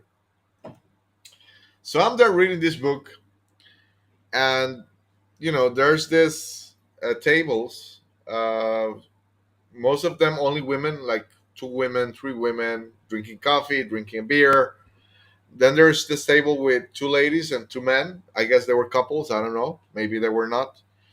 But this crackhead, this skinny, smelly vagrant, and not all homeless people are bad, but some of them are just relentless and they won't take no for an answer. I have this guy coming over, analyzing if he has anything at hand to steal. Doesn't see anything. So he resorts to pandering, to begging for coins. He goes and asks every single table. Nobody gives them anything. He goes out of the park. It's a closed park with a gate. And I say, okay, he left. Good. He was acting like an idiot too, like weirdo, like the 28 days later zombies. Yeah, jumping around like I'm like a monkey. 2 minutes pass and he comes back, asks the same people for money again. People say no. When all this is happening, the only one that is not being asked for money is me, because the guy looks at me and I'm staring at him with a crazy face, like just waiting for this guy to do a wrong move so I can beat the shit out of him. I just don't take poor manners lightly. So, he doesn't ask me for anything. Third time, he comes back and starts staring at the women, to their bodies, obviously to their intimate parts, like an animal, like like a predator. Like, obviously it was obvious what he was doing it to the ladies that were with those two guys. The two guys didn't do shit. They were pretending the guy wasn't there. Me, who has nothing to do with these ladies, and I'm married myself, and I have no interest in impressing nobody, I was fuming.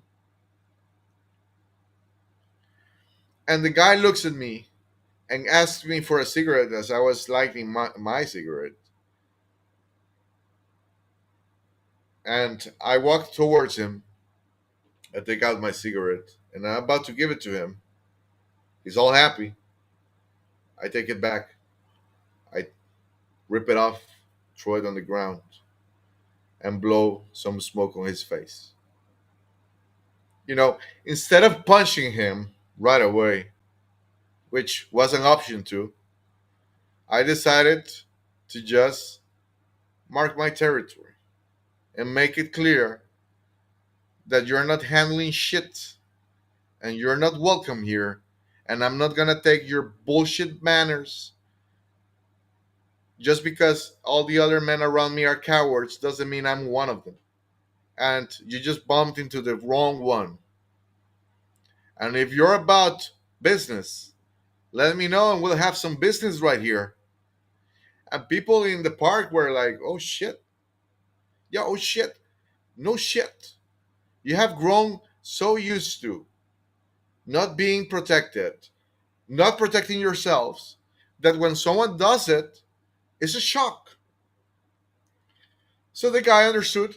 He went away, never came back. All it took, it was that. I didn't have to fight. Of course, that's the thing. Bums can't fight.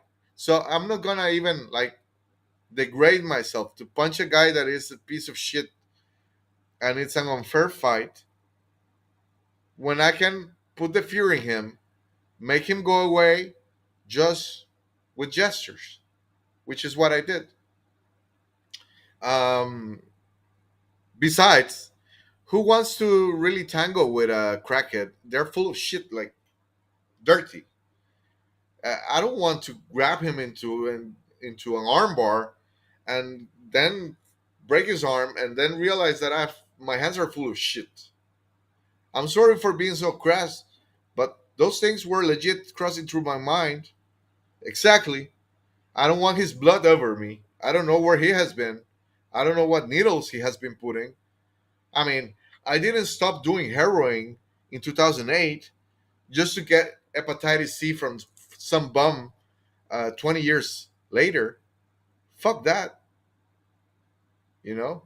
Yeah, because I was a very troubled person when I was young. Obviously, all that came about because of what happened when I was a child and all that, and it took me years to get over it. Now I'm over it, and now I'm all about business. But let's continue. Okay, so we have the announcement of the live stream, and well, this is let's see something more.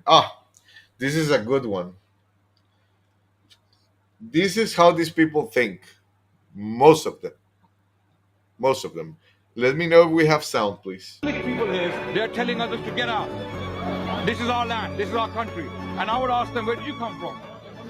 You are called English. English means a mixture of Angles and Saxons. Angles came from Scandinavia. Saxons came from Germany.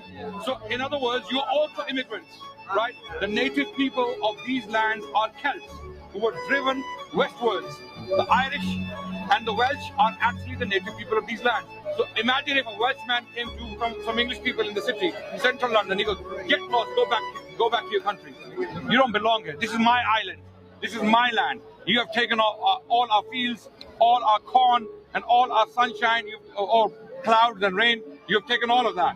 Get back. Go back to your lands. Where would they go back? The question is, where would they go back? Likewise, this rhetoric, this xenophobic rhetoric is very unacademic, very uneducated, and very ill-informed. Unfortunately, it is causing a lot of hate, a lot of destruction and murders and mass murder.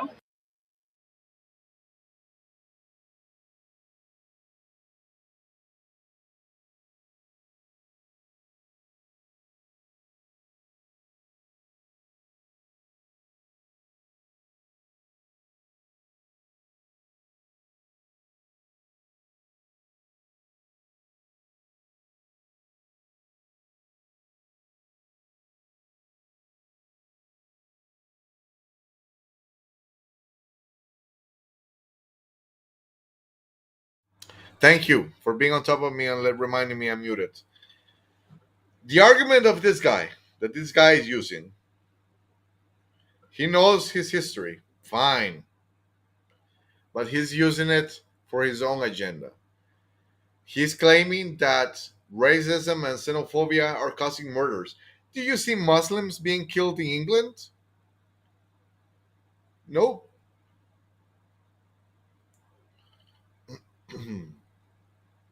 Nope. Christians are being killed in England, not Muslims. Christians are being killed in Africa, not Muslims. So, where does this guy have the balls to claim what he's claiming? The Celts, fine, yes, the Celts migrated to Ireland. They came here to Portugal and Spain. I know history too. You know, the Celts came here. The Visigoths came here. There's the Franks came here before they were called France. It was called Gaul, and they came here as well. That's all nice history. We're Europeans. We're Christians. We are similar. We united centuries ago. He mentioned academia. He mentioned ignorance. As he's come to educate us, the ignorant Europeans. I mean, the joke kind of writes itself, doesn't it?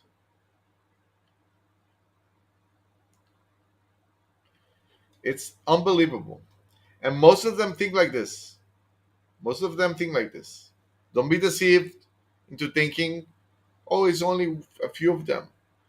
Even if it's a few of them, why the other ones that are good don't say anything against it? No, because they will never go against their own people.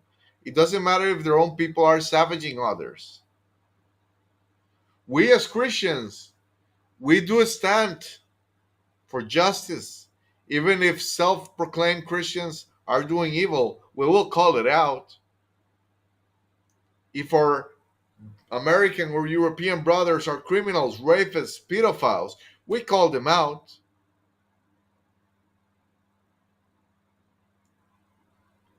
I've called them out plenty,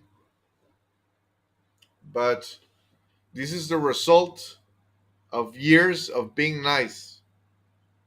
People say, oh, we should be welcoming with the migrants, and when we are kind with them, they will understand and want to assimilate and will be happy ever after and kumbaya. Guys, listen.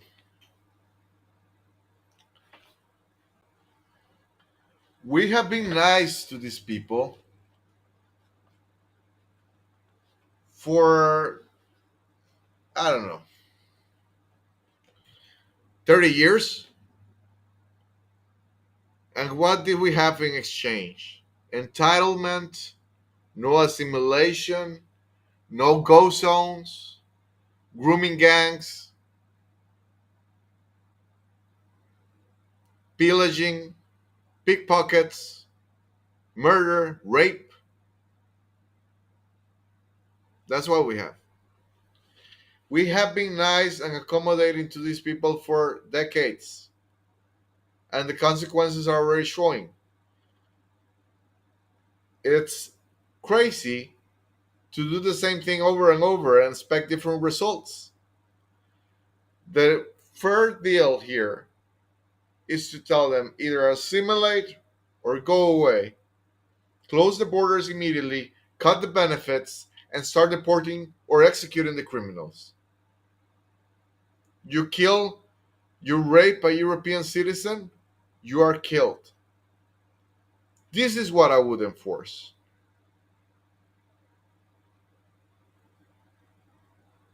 This would include my Latin American brothers. Hey, if you come from Chile, if you come from Brazil, and you come here to be a criminal and to victimize the locals, I'm sorry, but. And just because someone is born in a country doesn't make them of that nationality. If I have a couple from Congo having a child in Japan, that doesn't make a child Japanese, doesn't it? He's gonna be African. We need to change the system. And I don't even know if that's possible at this point, but it's nice to think about. I'll say that.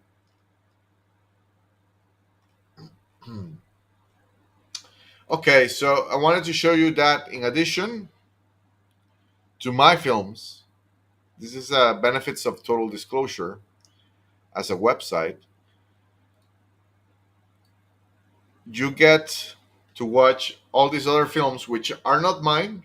I just take them because they're published for free on Rumble, BitChute, YouTube, and I upload them to my channel. I have a channel that is called Total Disclosure on Rumble, but I also have a channel that is called um, the Wolf Watch, the Wolf Watch on Rumble, where it is where I upload all these other films that you can watch for free, obviously.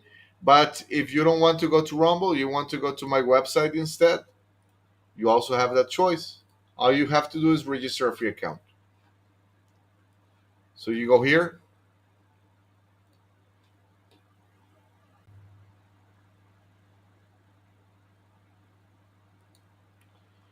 Okay. There you have it. Okay, let me just check real quick the chats here. You have two super chats. We need three more to give away more free memberships. And obviously, the people that send the super chats, DC, Deb, if you want to write your email on the chat, I will be more than happy to accommodate you with a free membership. Well, it's not free. You send a super chat, but that's the least I can do. I'll give you a bigger membership, you know, than what you sent as a super chat. So you have this section because if you click on films, you go to my own films, my exclusive original films. But if you go here to the Wolf Watch, then you have all this. I have hundreds of films in this library, and I try to add videos every week. So the latest ones I have added, let me just type here, number 5. He said we have 5 pages so far. The last ones I uploaded is the May 1st set, which is about the Claremont Club in England. Hitler's peace offers, exposing about something that happened, what happened during the Second World War, and all the lies surrounding it. Let me see, 36. Okay. Before the End is about Jim Morrison. Is a very interesting documentary. I watched it during the weekend. It confirms that Jim Morrison was abused sexually by his own father and someone else when he was about 4 or 5. For some reason, that's what they do at that age. It's like I keep seeing, like, it's the rule. Like, I don't know, like their preferred age to abuse kids. It's usually these firstborn high IQ boys that end up being musicians, as it was my case, as it was Jim Morrison's case, Chris Cornell, Chester Bennington, Kurt Cobain, Scott Weiland, all of them sexually abused as a child. It's crazy. It's That's the true pandemic. But yeah, you can watch tons of films here, and all you have to do is subscribe. We also have a fundraiser if you want to help with that. I need to buy new equipment now, and I'm trying to update the website, which is gonna cost me around 7,000 euros for what I want to do, which is try to make it like Netflix in the sense that it's gonna be really modern, really user friendly, added with mobile features and subtitles in over 5 languages is what I'm planning. But for that, I need to invest a lot of money, and the website cost per month is already like 400 per month, $400. So a lot of what I earn with your subscriptions, close to half of it goes to maintain the website. So it's it's complicated, but I don't complain either. I don't believe in complaining. So I'm gonna show you the other report, the second part of the weekly disclosure, which, okay, Dr. Pepe, see you later. Good night, and thank you for joining us. He's going to bed. It's almost 6 a.m. here. I'm in Europe. I'm 7 hours uh, after Eastern time, I guess, and 8 or 9 Pacific, I think, something like that. So I'm going to show you the second part of this weekly disclosure about the 746 satanic cult, also associated with the Order of the Nine Angles, which is basically a neo-Nazi satanic cult. But this is the funny part. It's a neo-Nazi as described by the intelligence agencies, but they accept people from all races in their ranks. They have Muslims, they have Hindus, they have Asians, they have Latin people. Well, Hispano American, because Latin is different, something else. So it's something that you should take with a grain of salt. The founder of the cult is like this kid from Texas, who I believe is, like this programmed SRA, NK Ultra victim turned abuser. So it's an interesting story, because there's hundreds of cases across Europe and America of these people victimizing children. It's a tough watch. It's a bit graphic, so I do ask for your caution. If you have a hard time with these subjects, be prepared. It's not an easy thing to digest. Okay,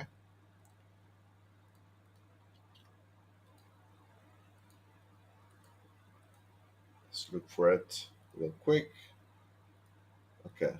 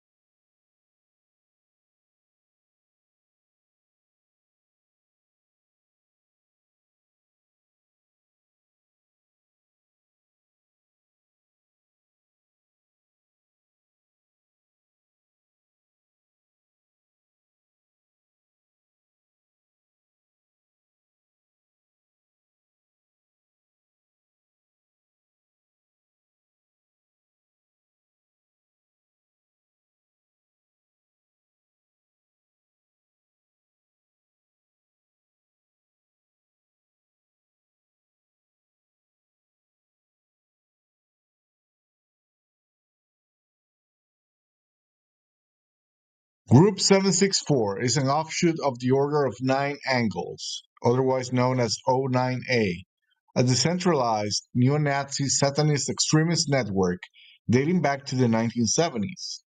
O9A promotes violent, accelerationist ideologies, including ritual transgression and sacrifice.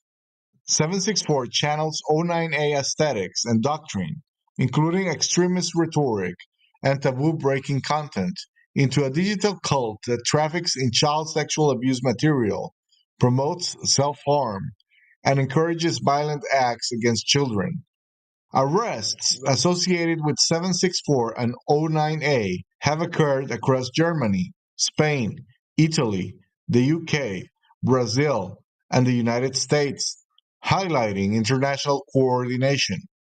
Their activity spans child exploitation, murder plots, bomb threats, incitement to suicide, and even planned satanic sacrifices. Group 764 isn't just about child sexual abuse material. It's also a terror threat. The United States DOJ describes it as a nihilistic, violent extremist group, seeding violence, self-harm, blackmail, and manipulation among minors.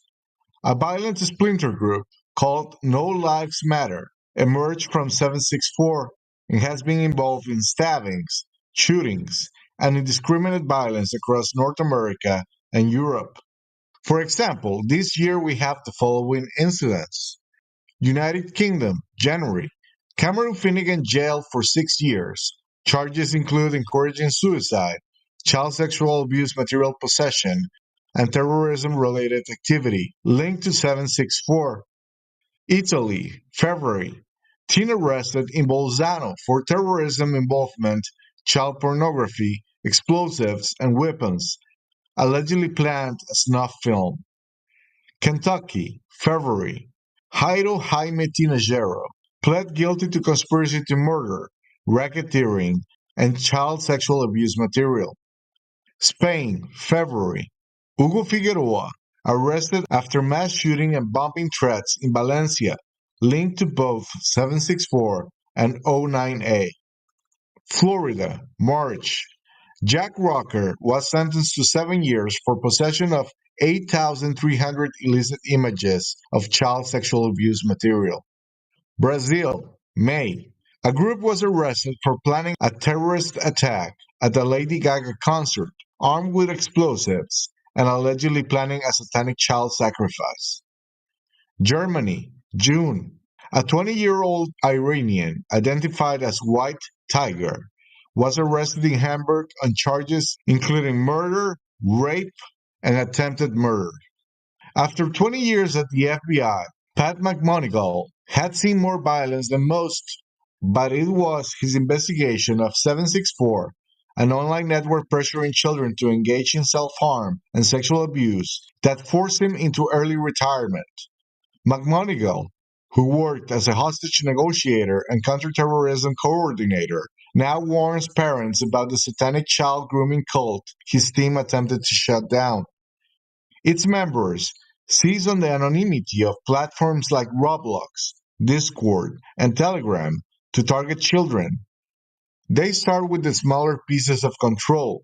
They will tell kids to scratch names or swastikas in their bodies. They call it signs of the victimizer. They find children on suicide blogs and try to pull them aside to determine through a vetting process whether the kid is vulnerable or not. It's a gradual process. Then, eventually, they try to convince kids to kill themselves. Quote unquote. The FBI first alerted the public about the group in 2023, a year after a video of a 13-year-old boy's suicide outside a supermarket began circulating online. McMonigal, who lived a short drive from the boy's family in Tacoma, Washington state, was assigned to the case. He left the agency last year before he was able to track down the members of 764, who lured the boy from an art forum on Discord and went on to torment him for 7 months. For McMonigal, a father of 4, the 764 investigation was mentally and emotionally taxing and led him to seek psychological help. He recalled having to rewatch suicide videos, searching for clues about locations and a time frame. Members of 764, named after the zip code of its founder's home in Texas, tell children to send videos that are then exchanged among members and used for blackmail and extortion. McMonigal said he was aware of dozens of investigations during his time at the FBI. In May, the agency said there were 250 open investigations tied to the group. Victims are believed to be as young as 9, and there could be thousands. Perpetrators are thought often to be minors themselves, hiding behind fake, encrypted profiles. Trinity hides her scars but can't unsee them. I look in the mirror now and I still see that engraved in my chest. I really wish it wasn't there. Trinity says she was forced to carve into her body by members of a violent online network of predators called 764. She says they also forced her to share sexually explicit images and even goaded her on when she attempted suicide. I was having a mental breakdown and I lifted up my shirt and I said, "Look what they've done to me, look what they've done to me, I can't take this anymore." Trinity reported her exploitation to the RCMP in Red Deer in July 2021. But she and her mother Maria didn't feel their case was being taken seriously until years later when a detective in North Carolina started looking into Trinity's case. Hearing Trinity say, "This is what he did to me," it still is hard to wrap my brain around. For their safety, we're not using their last names. Maybe they didn't take it serious that way because she was the one holding the knife, but it should have been taken serious. Police say 764 and its related groups are terrorizing thousands of children around the world. Its members prowl on popular platforms and lure vulnerable minors into private groups where they push them to self-harm, hurt their pets, and kill themselves. The most horrendous part about it is it's minors doing this to minors. And we're talking about 13-year-olds targeting 16-year-olds, 16-year-olds sextorting 11-year-olds. Alberta police identified the first official 764 case in Canada last year when they arrested a 14-year-old in Lethbridge. Argentino says there are now likely members and victims in every province and territory, and the threat is moving offline. A recent school shooting in Nashville is linked to 764. Several stabbings in Sweden and the murder of an elderly woman in Romania are also tied to the group. The RCMP now calls 764 a terror threat. There is active threat actors, including in Canada, that are actively engaging in violent acts on children and encouraging them to commit terroristic acts. RCMP issued a public safety advisory last summer, 3 years after Trinity went to police. I am glad that they're listening now. I don't ever want to watch another child suffer the way that my child suffered. The FBI and the RCMP have spoken to the family in recent months, but no one has been held accountable for Trinity's abuse.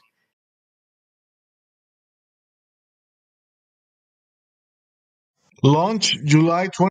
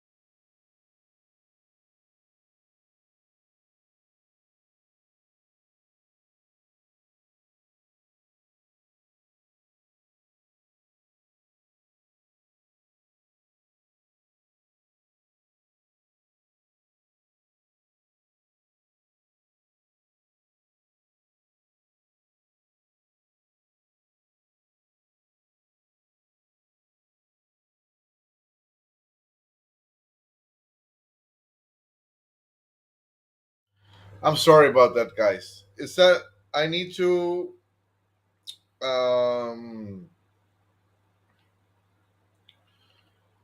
okay, I hope you can hear me now. I need to mute my microphone every single time I play a video so you don't hear any echo. And then I forget and so on. I need to get used to it.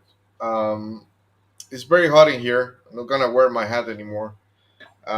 It's 6 a.m. and I'm getting ready. I actually need to go out. I need to go to the ATM, and because tomorrow I'm going away to Lisbon, But anyway, the temperature here around noon is 43 degrees, which is 110 Fahrenheit, and it's crazy.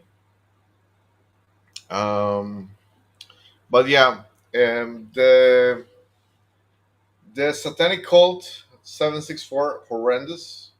It's just a horrendous situation. Um, the narrative about it might be a bit controlled.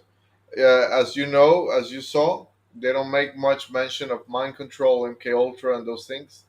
In the documentary that I added to the World Watch, it's by the Fifth State, which has some good documentaries here and there. Obviously, their control position, but they do have some good content here and there. In the documentary I uploaded, one of the abusers, I don't know if it was the same girl on the video that I just showed you or a different one, but one of her abusers, his nickname on Telegram, I believe it was, or Discord, it was MK Ultra. I muted myself already. Am I still muted?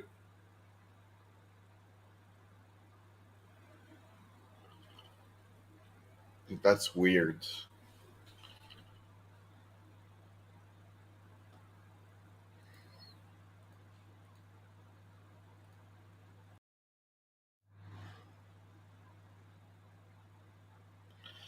That's crazy.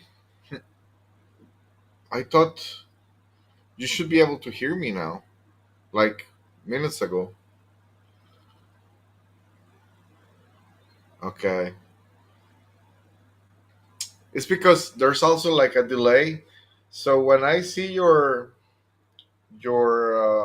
messages on the chat, it's been already probably like a minute later or two. So, you know. Um I don't know what you guys heard or not. I need to get more attentive with this audio thing. I apologize for that. What I was saying is that the narrative of this cult might be a bit controlled by the intelligence services. There might be a lot of things they're not telling us, and there might be a lot of things that they're saying that are not entirely true. Like the notion that it's a neo-Nazi group. I mean, they might use neo-Nazi symbology, and some of them might use that rhetoric, but that's not entirely accurate. Neo-Nazi kind of assumes that it's only white people, or that they have an ethnic cleansing agenda. In reality, these people are all about killing the weak. That's like their ideology. Like they feel if they lick the weak, if they let weak people survive, it's just gonna create problems for society. So it's this nihilistic, accelerationist view, uh, which you could argue there's some undertones there that could be identified with the neo-Nazi movement. But as we know, everything we have been told about the Nazis, or a huge part of it, is a lie. So now you have to wonder where MK Ultra and all that goes. Where it fits. Was Hitler aware of the programs carried by Dr. Mengele? Um, you know, what was the purpose of these experiments? And once they discovered ways to mind control, were were they using that for evil? There's a lot of confusion with what happened during World War II. I have those films on my website. One is called Europa, The Last Battle. It's like an 8-hour film, but it's worth the time. Everyone should watch it. The other one I have there is the greatest story never told, which is more based on Hitler than Germany per se, but it's also a good film. And one about the bombings in Dresden. I believe it's Hellfire, something like that. But you can find all those films on my website and also on my Rumble channel, my alternative channel. Um, but yeah, the thing with this 764 group is that they have members of all ethnicities. They don't target Jews, they don't target blacks, they target, as you could see, white people too. It's more of a nihilism about misanthropy, hating humanity. Of course, a lot of these children, because they're children, they're minors, that are victimizing these other children. There's a, it's my guess that there is a huge chain of abuse in between the perps and the victims. And as you can see, the problem, and it's very sad because it's very common, victimizers tend to look for girls without a father at home. As you could see, the mom was a bit sketchy. I'm sure she's a feminist. I'm sure she's a lefty. Um, I'm sure she has not given the best of examples at her house. It seems like she's that kind of woman. The kind of woman I met a lot when I was also in those circles in the music business. Tattoos, smoking weed, getting drunk, bringing different men to the house every week, things like that. Abusers know that where they will have more chances of success and less chances of repercussions is when the father is absent, when there is no strong fatherly figure at home. And it's a tragedy for the children. It's a tragedy for the women, the single moms. They have to handle these situations like this on their own. Obviously, this is like one of the worst case scenarios, but there are lesser cases that are still a problem. Um, we need to, as a society, try to normalize being normal again. You know, being normal is freaky nowadays. We're the exception. I'm not normal per se. uh, if you take into account my past, if you take into account, well, my look, I look more like a medieval knight than a man of this era, or I look more like a musician, a rock and roll guy. You name it. I don't fit in the standard um, mold that grown men kind of look like nowadays. I have a bit of a rednecky mustache too. So, you know, I forgot. I'm just spacing out. Um, but yeah, I guess we have to normalize being normal again somehow. And the other subject, I'm not gonna show it because you guys can go and see the weekly disclosure on the channel. It's about the censorship that is hitting England, and there is gonna be a vote to do something similar all over the European Union. I believe the vote is in October, and it's not looking good. Now in England, if you talk against, they're claiming this Protection Act. What's the name? Let me see. The UK's Online Safety Act. The UK's Online Safety Act is what it's called. They're claiming that is to protect children, is to make sure, because now you have to show ID to go on porn sites. So it's to protect the children. They're also going to check private correspondence to catch predators, but they're also going to police misinformation and fake news and stuff like that on social media. And especially, they're going to police people talking against migrants. Like all that is included in the law, which is insane. It's what they do. It's what these people do with the problem reaction solution. They always want to give you a problem and then give you a solution that is not gonna really fix the problem, but in between they're gonna include a bunch of bullshit that is just gonna cost you your freedom. And we saw it after 9/11 with the Patriot Act, you know, and we'll keep seeing it in lesser scales, I guess. But this is what's happening now in England, and as you can see, with the problems that they have with the neighbors, with the Muslims there, the numbers that they have, a lot of mayors are Muslim. King Charles supposedly converted to Islam. It's insane. But yeah, that's more or less what I wanted to talk to you about today. Um, I expect I'm not gonna be live until next week. Probably the same day, probably Tuesday or Wednesday again.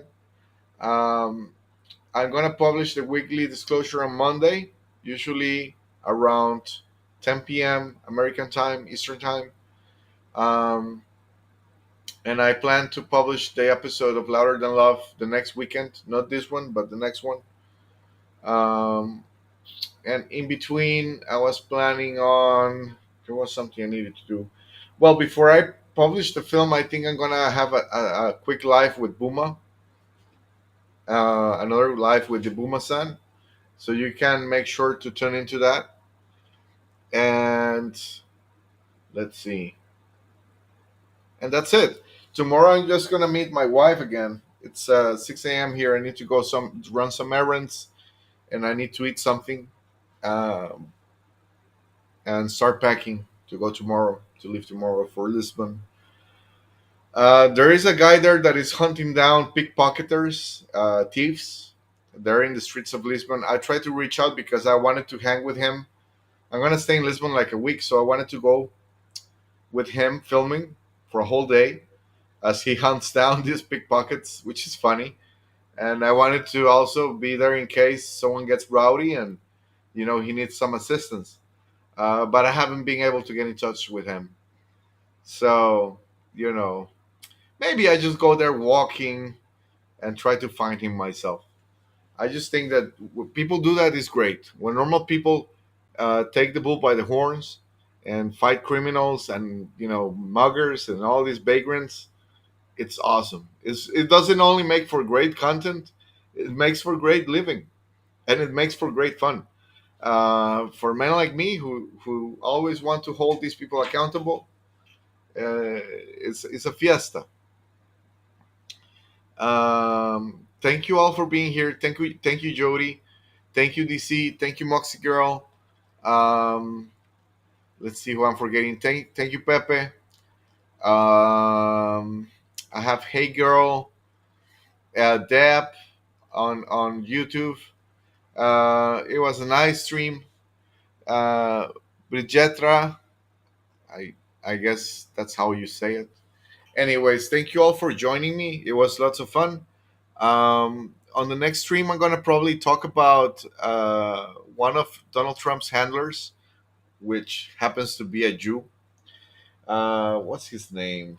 Uh, I'm very. My head is not. I guess I'm tired. Obviously, it's 6 a.m. here, and I need to go and take care of some business. So please keep tuning in. God bless you. Take care. Stay safe. Stay healthy. Stay positive despite all the bullshit. And men, protect your women. Protect your children. Don't back down from defending the vulnerable. We only live once. Make it count. Thank you.